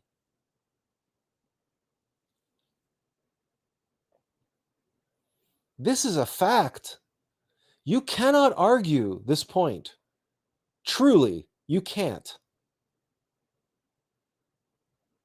There's a reason why, even in literature and in film, the villains are always more interesting than the heroes.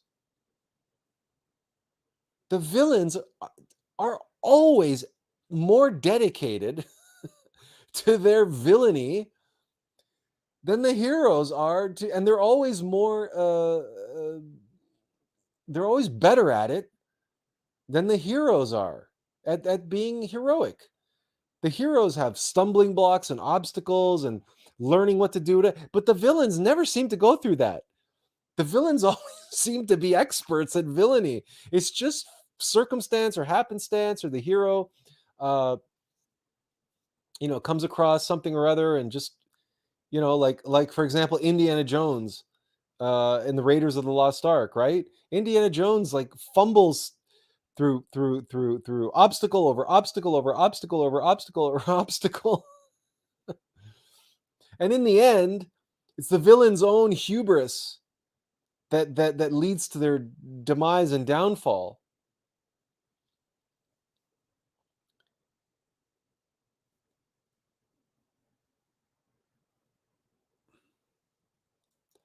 As Azil says, yes, every bit that Samael writes about the Black Lodge and its temples is terrifyingly true. So the thing about the pursuit of perfection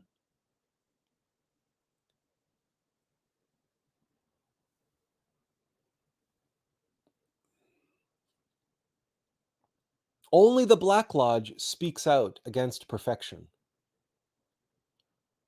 Only egos encourage you not to pursue perfection and to say, no, you can never be perfect. It's wrong to want to be perfect, or it's wrong to pursue perfection. We can never be perfect, and that'll only lead to disappointment and anxiety, et cetera, et cetera, et cetera. So the Black Lodge is there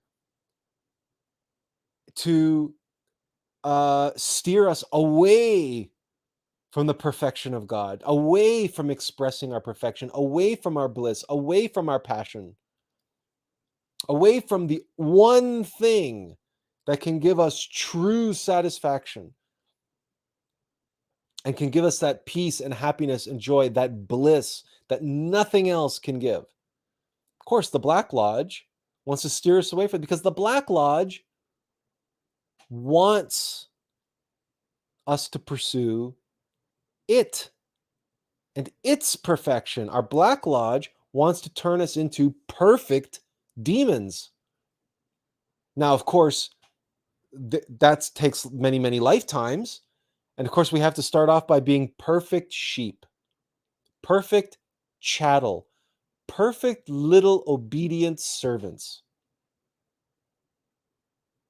That's what the Black Lodge, that's the perfection that the Black Lodge wants us to pursue and pursues in us. And that's why it convinces us not to pursue the perfection of the being, because it wants to turn us into perfect little obedient servants of desire, of pleasure, of comfort, of security. No, have the perfect little comfortable, happy, pleasant life. Go on the perfect vacation for 2 weeks, once a year. Have the perfect house, the perfect family, the perfect car, the perfect this, the perfect that.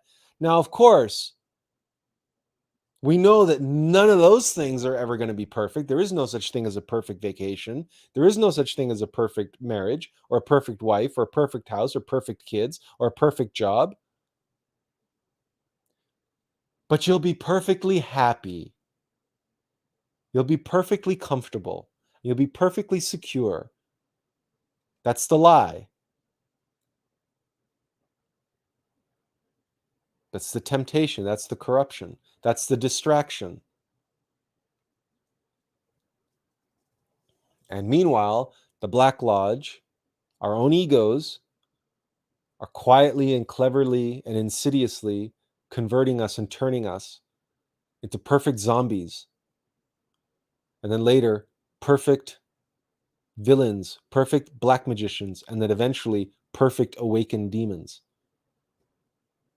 Perfectly consumed by desire, perfectly controlled by our egos.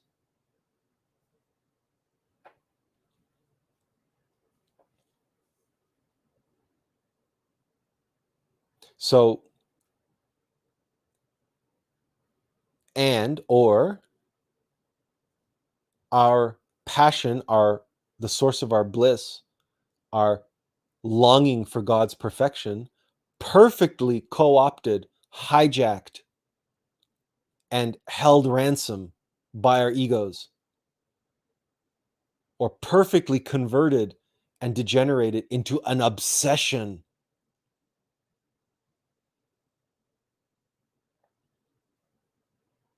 All of these things come into play.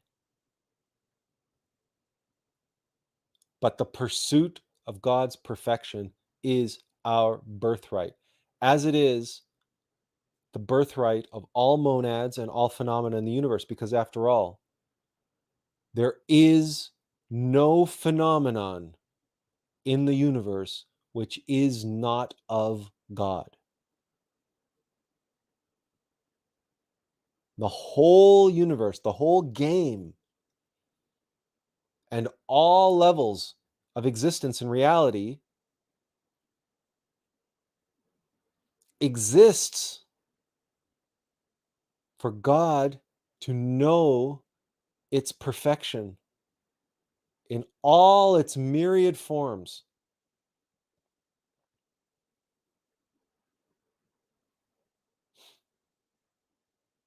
and to strive for the expression and achievement of another form of that perfection, another individual, unique expression, unique form of that perfection. Because the thing about perfection is that it's undefined.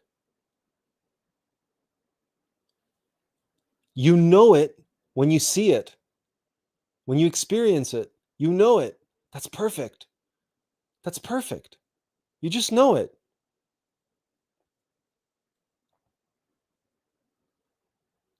But that's not the end. Every cherry blossom is perfect. They're all different. How can they all be perfect if they're all different? Because they're all perfect expressions of the unmanifested, unformed, unexpressed essence of cherry blossomness. The unformed, unmanifested, unexpressed essence exists in Absolute, in the world of archetypes. That is the world of Keter. That is the world of the Logos. That is the world of the first emanation. But that essence is unexpressed and unformed. That perfection cannot be experienced. It can be known, but it's known in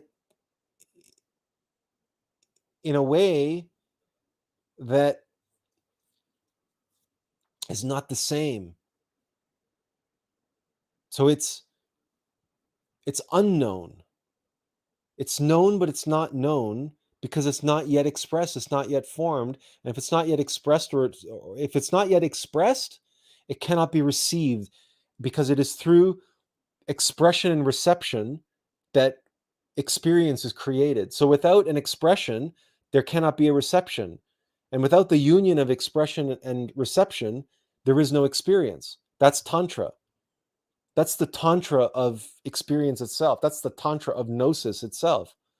The positive expression and the negative reception, and the union of positive and negative, the neutral experience. On that neutral ground, the experience of that perfection. So that happens through a myriad, infinite number of expressions, like the infinite number of monads, the infinite number of atoms, molecules in the universe that are all expressions of God's perfection, individuated expressions, seeking to express that perfection in whatever way they can. So even if you have that, quote, average normal life, it doesn't matter. It doesn't matter. You can express God's perfection. You have that capacity. You have that potential. And it is your birthright. That is the birthright of every human being. To be who and what they were born to be, which is a unique individual expression of God's perfection. Unlike any other expression which came before, and unlike any other expression which will come after. Truly unique. That's what makes each and every individual special. Not because we are all the same. We are not all the same. We are all different. We are all different, regardless of race, creed, color, and all this ridiculous identity politics. And this thing about, well, we are all one, we are all one, we are all one. We are all one in potentiality. And we are all one by virtue of the fire that burns deep within the essence of our being. That spirit. And even that one spirit is three. the infinite expression and reception and union.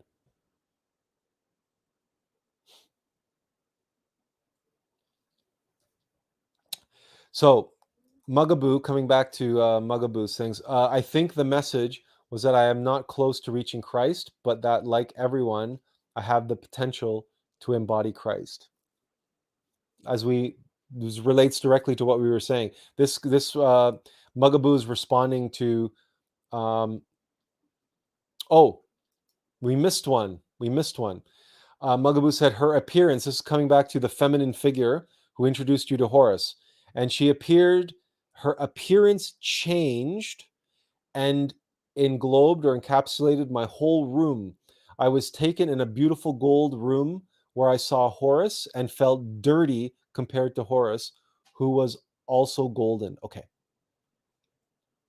And then to this, Mugaboo added, I think the message was that I am not close to reaching Christ, but that, like everyone, I have the potential to embody Christ. Wow. This is a powerful experience. To have that kind of experience in the astral plane and to feel that visceral filth, to know that there's Horus, there's the Christ with all of his golden resplendence and this golden room, and my divine mother pointing the way to the golden bodies of the innermost intimate Christ, and to be there and to feel dirty. All we can say is that our experience of being touched by the Christ,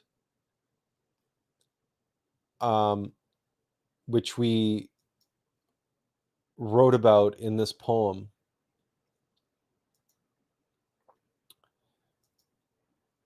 we attempted to share our powerful experience of being touched by the Christ. And there is there's a stanza in here that expresses how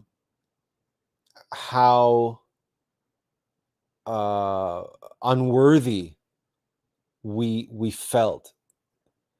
And here it is. When we say, and we observe ourselves filthy and unworthy of this guest in our house. We have no three kings to greet our Savior cometh. Among the barnyard cubby of our animal mind, what gifts can we offer but the filth of our minds, the pain in our hearts, and the stress in our body? So it's always, and yeah, it's always, it's inevitable, right? If we have an experience of the Christ in any capacity, we will come away from that experience cognizant of our unworthiness, cognizant of our filthiness, of that we are dirty, because Horus, the Christ, is pure light, is pure love. There's no filth, there's no ego. So of course we're going to feel that, and that makes us cognizant and makes us remember of the work that we have to do on ourselves.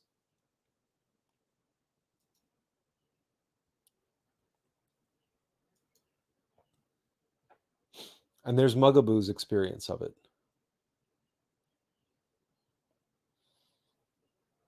So this is not designed to make us feel ashamed.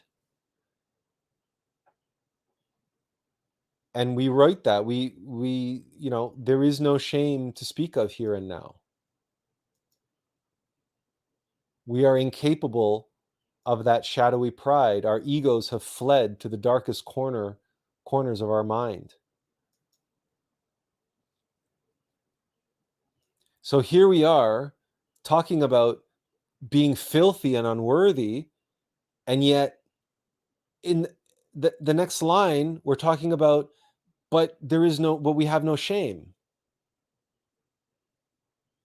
This is how you know you have experienced the Christ, and how you have genuine gnosis, where you can be cognizant and aware of your filthiness, your dirtiness, your unworthiness, and yet feel no shame. It's just a fact. You just know it. It's just like saying the sky is blue and water is wet. It just is. It just is. It's not, you don't have to feel ashamed that the sky is blue, and you don't have to feel ashamed that the water is wet. It just is what it is. This is the nature of gnosis, and that nature of knowing. It just is. You just know it. And this is what genuine experiences bring to us, is those glimpses, those clear portraits of ourselves, to know ourselves.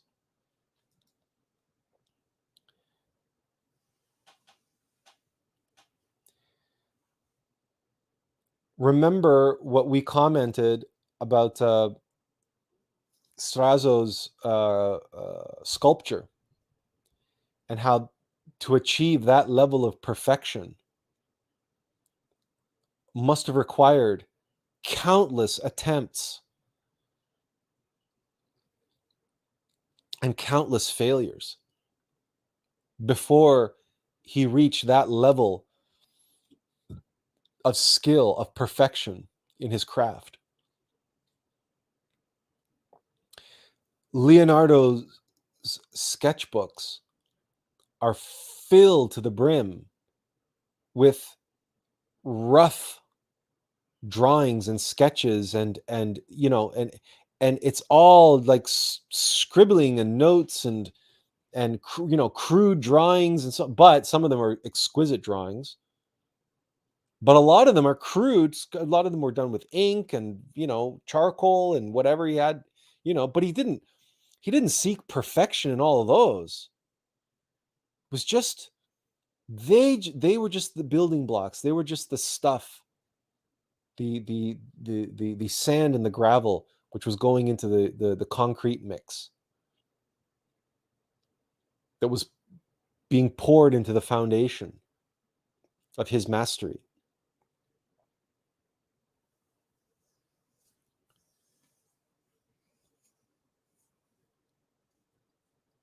So mastery and perfection are built on the foundation of imperfection, of dirt, of filth. Beethoven's music was born from a vessel who was deaf, who could not hear it. And he started off just with imperfect hearing. And as his physical hearing degenerated until it eventually vanished, his metaphysical hearing developed and achieved perfection, so that he could hear and translate onto paper and express in the world the musical perfection, and yet not be able to hear it. Be a completely imperfect physical hearing mechanism. But his metaphysical hearing was perfected because he sacrificed his physical hearing for the sake of his metaphysical hearing.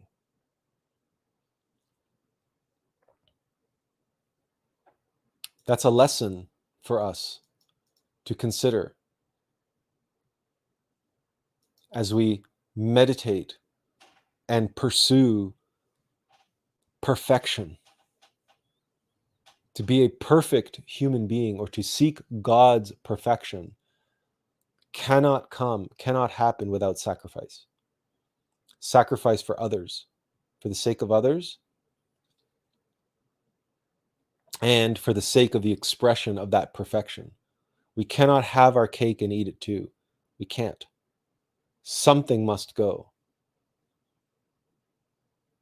That's on those scales. And that's why the perfect music that Beethoven and his perfect Ninth Symphony, the symphony perfected, came at the sacrifice of the physical musician. The one tool that you would imagine a musician needs more than any other. That's what he had to sacrifice for the sake of the true master inside, the master of music inside, because it's our innermost master who needs to be able to hear. All we need to be able to do is take dictation, as Mozart said about his music. Or in the movie Amadeus, Salieri said about Mozart's music, that it seemed as though Mozart was just taking dictation.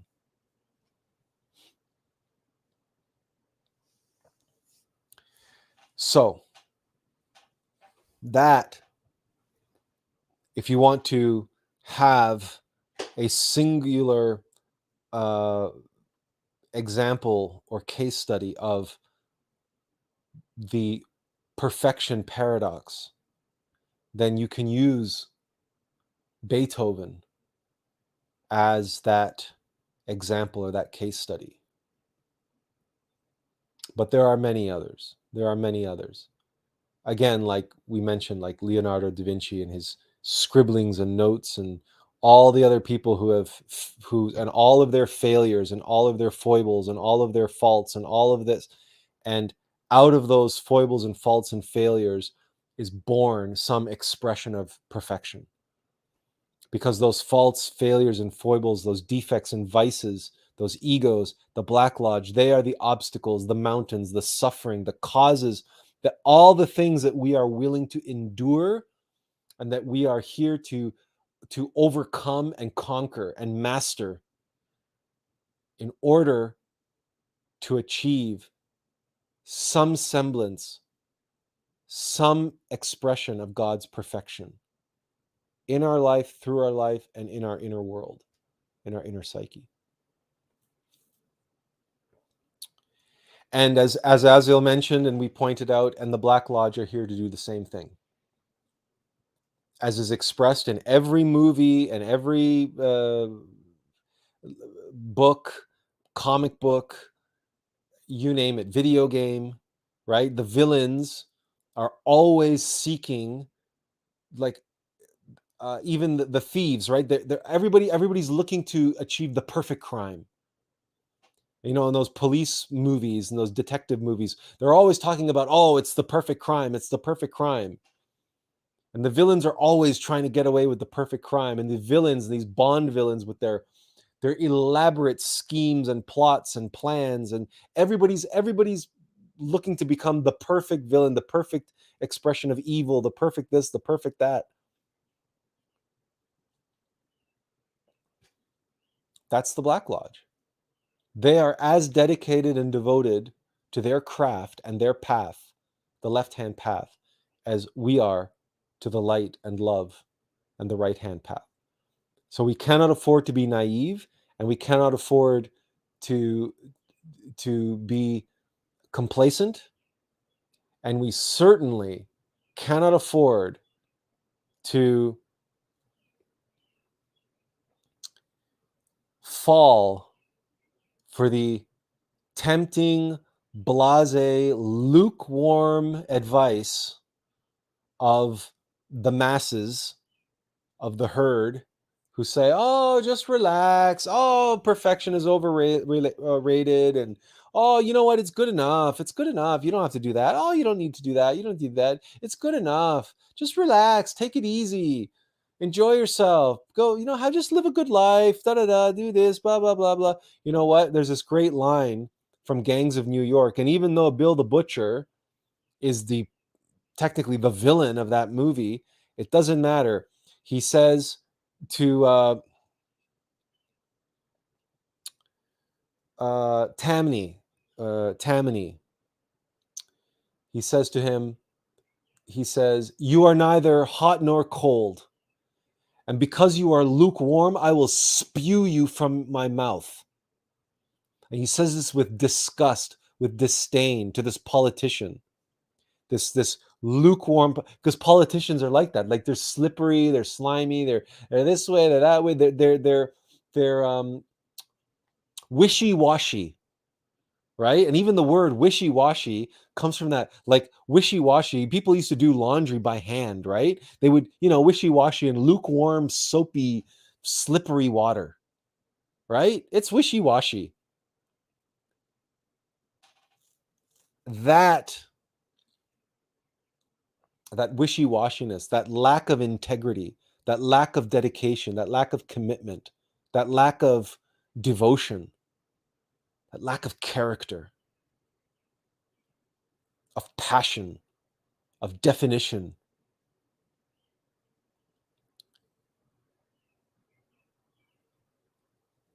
that is what constitutes and defines, right, the unwashed masses. That's what makes them really dirty. Because Master Samael said, there is nothing more beautiful than a life intensely lived. Intensely lived. That means moment by moment, awake, focused, aware, conscious. And it is the pursuit of perfection that sharpens the consciousness, the mind, the senses, in the moment, seeking the perfection in each and every moment. That intensity comes from the Christ. Our innermost intimate Christ is what gives us that intensity. Question it, doubt it, read this. Read our testimony of being touched by the Christ. Read it out loud. Feel the intensity with which we wrote this, and recognize that it's a weak, pale, shadowy reflection of what we actually were feeling and experiencing at the time. There is nothing more beautiful than a life intensely lived. And it's that intensity which drives us to the relentless pursuit of perfection.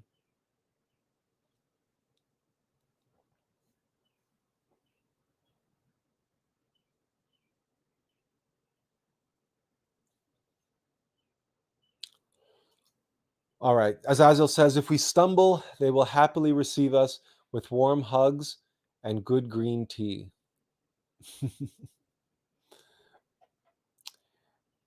And as Azil also says, the way I see it, we all play chess, and we are here peeking at your game and how it's going.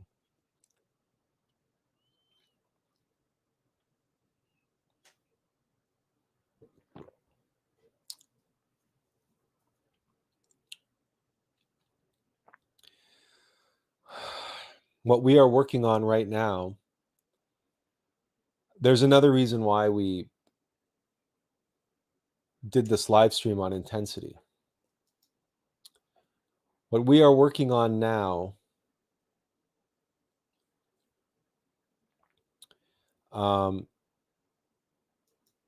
as we speak, is the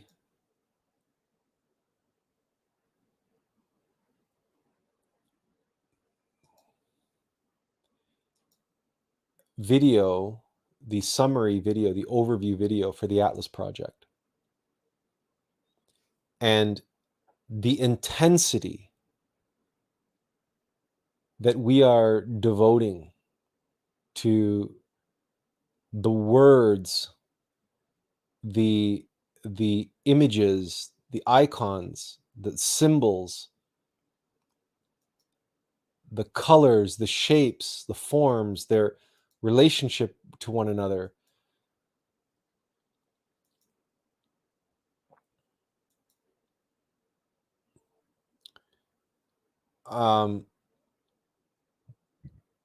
We can't even,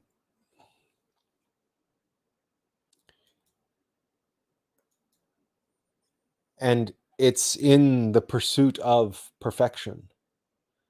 This, we are limited, of course, with our resources and our abilities and so on and so forth. But what we are not limited by is we are not limited in our intensity for the relentless pursuit of perfection. We are not limited by what really truly matters, and that is the fire of the Christ, of the Logos inside of us.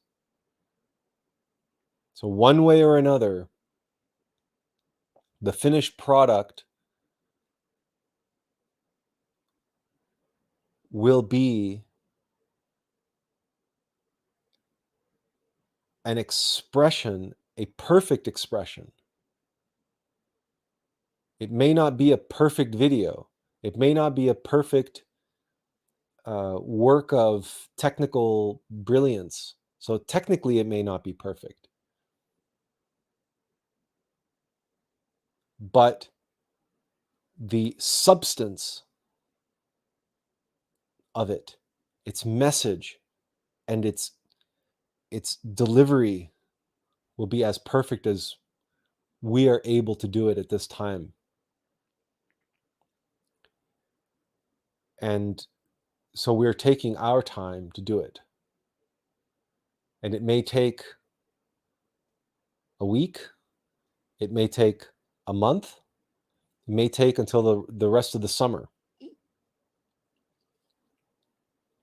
But we are taking the time that we need to achieve the perfection that this is owed, because this video will be not only on the website, but this will be our impression to the world. This will be the way in which we essentially introduce the Atlas project to the masses, and to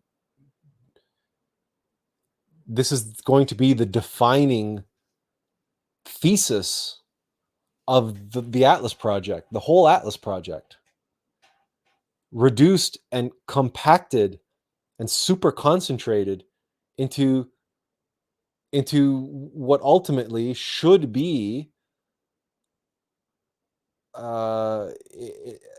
the 5-minute ballpark, give or take, or less than 5 minutes if we can manage it, but we're not sure we can manage it. We're certainly at the point, in terms of content, in terms of writing,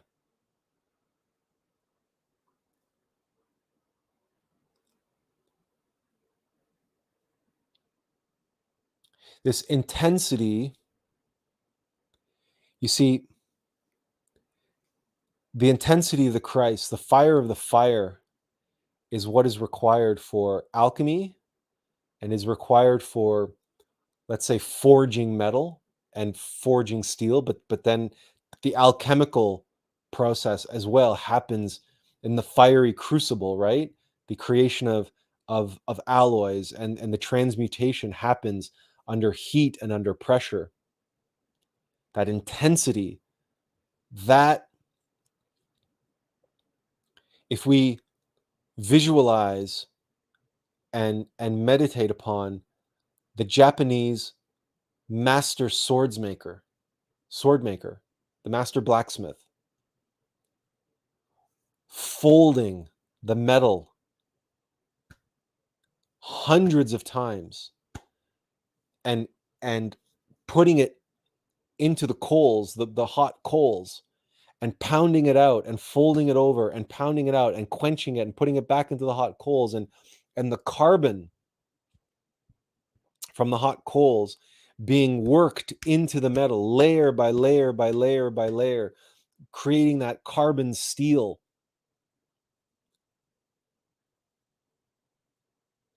that signature carbon steel look to metal which has been folded and pounded and folded and pounded and folded and pounded. The pounding, the intensity, but all of that carbon and that steel is being compacted and worked together and made more dense and more concise and more compact and more ordered and structured and more perfect, to create that perfectly sharp edge which is all but indestructible, to cut through, slice through, as our words and our expression of the Atlas project has to cut through the rhetoric, the jargon. It has to be able to slice through the bullshit and cut through people's armor of their conditioned beliefs and their cognitive dissonance. The only thing that can do that is a blade which is forged in the fires of Christ and is hardened and honed with the sharpness of awakened consciousness, so that when it slices through the armor that people have, the armor of their beliefs, of their intellect, of their opinions and their theories and their dogmas and all the rest of it, it slices through with the power of self-evident experiential knowledge, that which we seek on the path, gnosis, the truth, to cut through and cut down all comers, all obstacles, all opponents.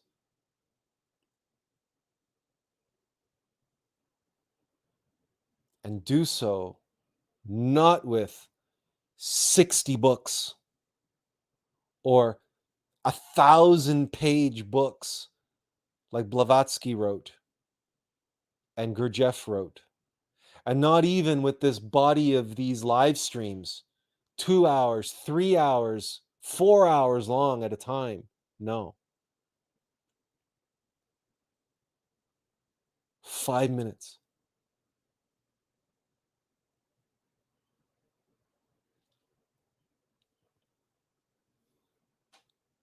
To be able to show the world the one cause of all its problems and all its suffering.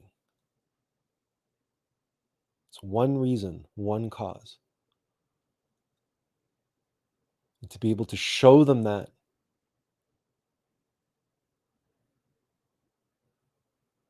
and show them the one solution.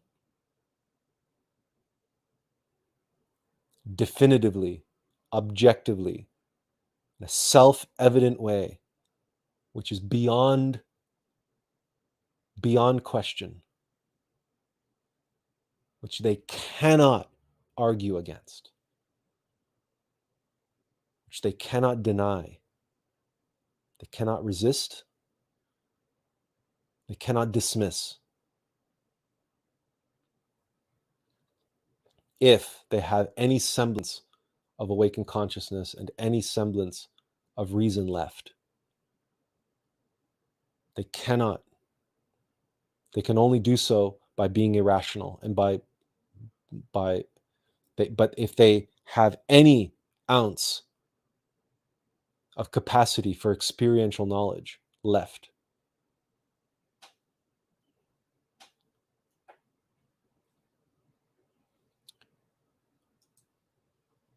they cannot deny it. Then they will be denying themselves. They'll be denying the facts. They'll be denying what they themselves will have experienced as the truth. Yeah, resist is probably not the right word. You know what we mean by resist. They cannot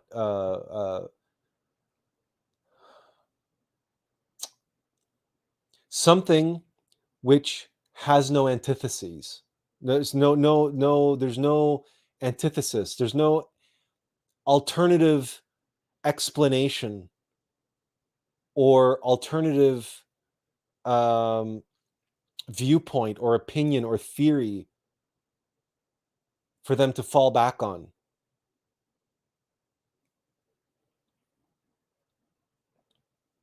We are creating an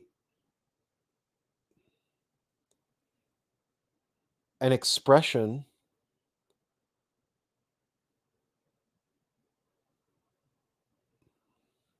a perfect expression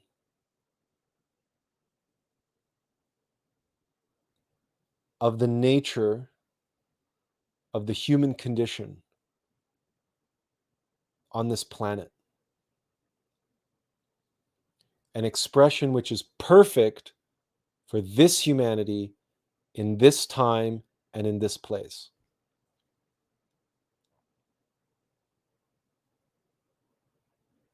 In 5 minutes. Well, we're not creating that expression in 5 minutes. It needs to be experienced in 5 minutes or less. Or given in and around 5 minutes. That 5-minute limit is just arbitrary.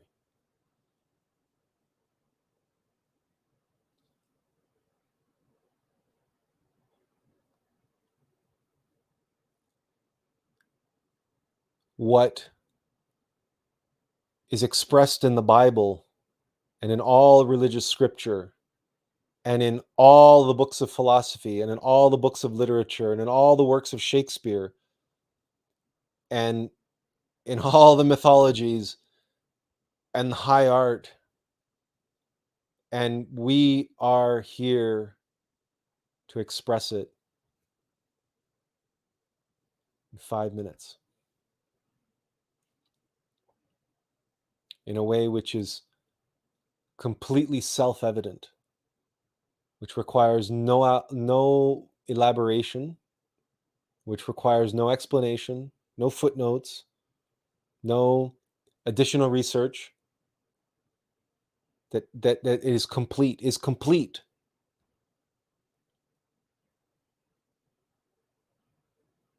Now, it's still just the doorway. It's the first step. But it's the first step which is the most important. That first impression must be perfect. We only get one chance to make a first impression. So we would be foolish to adhere to some kind of ridiculous deadline, and we would be foolish to rush it out. We're taking the time that it needs, like a master swordsman, a master blacksmith in Japan. Because according to Japanese legend, every katana has a soul. And what we're doing needs to be a perfect expression of not my truth, but Christ's truth, the logos, expressed perfectly for this humanity in this time and in this place in human history. A perfect expression of the gnosis, of the self-evident experiential knowledge of the nature and essence of the human condition. Where we are, why we are where we are, and what we need to do to get to where we need to be. 5 minutes.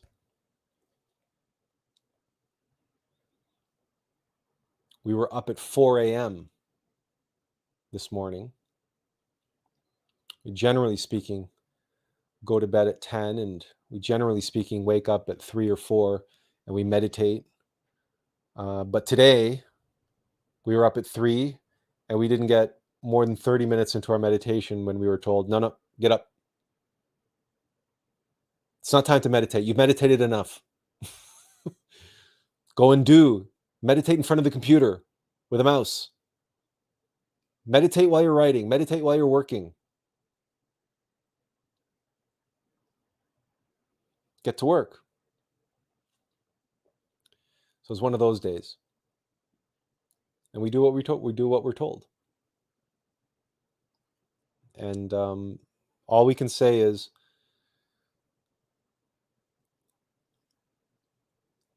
so far, so good.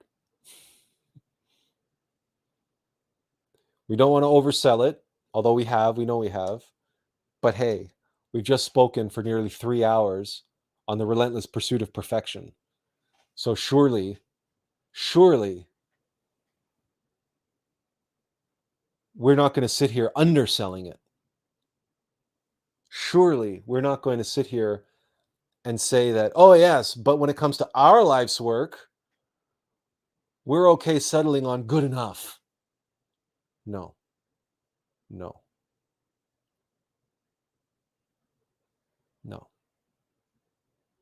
Good enough just won't cut it.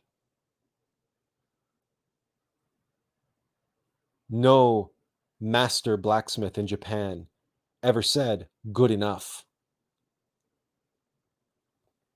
Not when he knew his katana had to be able to cut through and cut down and slice through. Not when he knew the opposition would have katanas as well. Not when he knew that the katanas, that the blade that he is working on, the katanas that blade would be meeting on the field of battle, were also made to perfection. That the Black Lodge has degenerated and armed this humanity to the teeth with all manner of weapon and defense and armor to resist, to deflect, to counter, to parry, to block any and all attempts to penetrate through, to slice through the lies and the misinformation and disinformation, and to touch the spark, the innermost essence of Christ in the hearts of each and every member of this humanity, including the global elite, including the members of the Black Lodge themselves.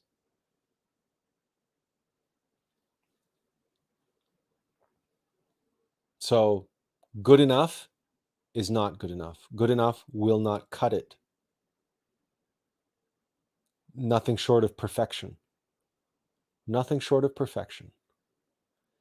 And there is no, and it's never, for us at least in our life, it's never been more important, and it's never been more meaningful, and it's never been more appropriate to seek with intensity, with the fire of 1,000 suns, to seek the distillation and the transmutation,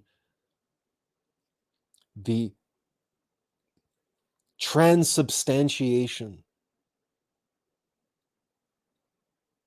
into a shareable expression of that truth, which is perfect for this degenerated humanity, this suffering humanity in this time and in this place on this planet.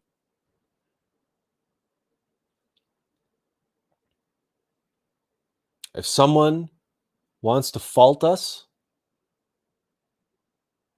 for pursuing perfection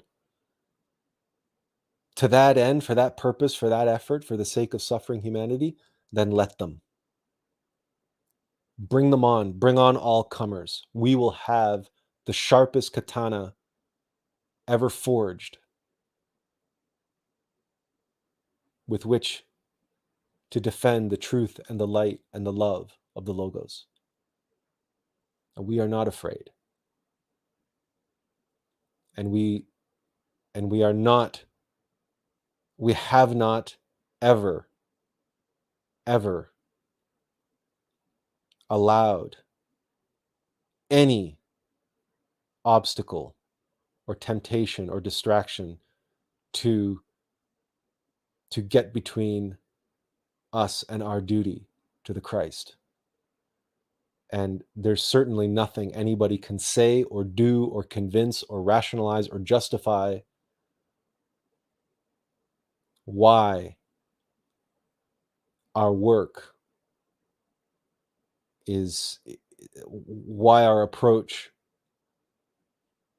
to seeking perfection in what we do for the sake of suffering humanity, why that is inappropriate or harmful or taking too long.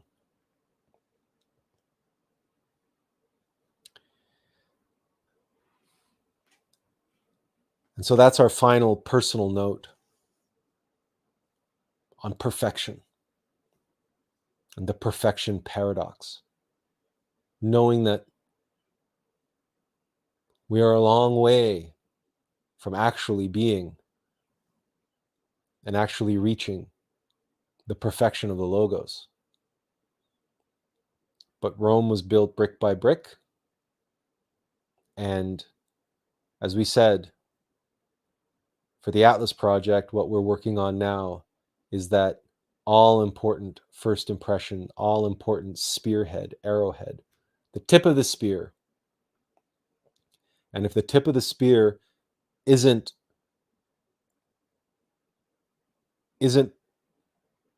as sharp as it can be, and hardened and strong and perfectly formed and shaped, well then, it's not good enough. Does anybody have any questions?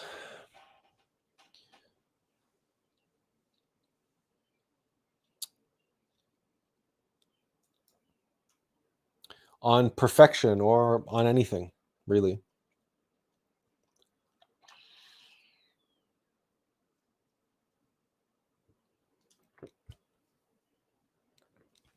We hope you found today's discussion of perfection useful and helpful. And we hope that you're able to apply it in your own life to the little things and the big things, to what you do out there in the world for others and what you focus on and do in your internal worlds, in your own development, psychologically. If no one has any comments or questions, doesn't seem at the moment that anybody does, then we will say thank you for tuning in. Remember, next week there will be no live stream. We'll be returning at the week after that. But keep checking on YouTube or Facebook, and we'll have appropriate announcements. So thank you again for being here and joining us, and we encourage you to spend the next week moment by moment, remembering yourself and observing and seeking the perfection all around you and within you, expressing itself and longing to express itself all the time, because you will find it. You will find it. It is there. It is there. You're welcome, Benjamin. Thank you for being here. All right. So again, thank you. And as always, we say inferential peace.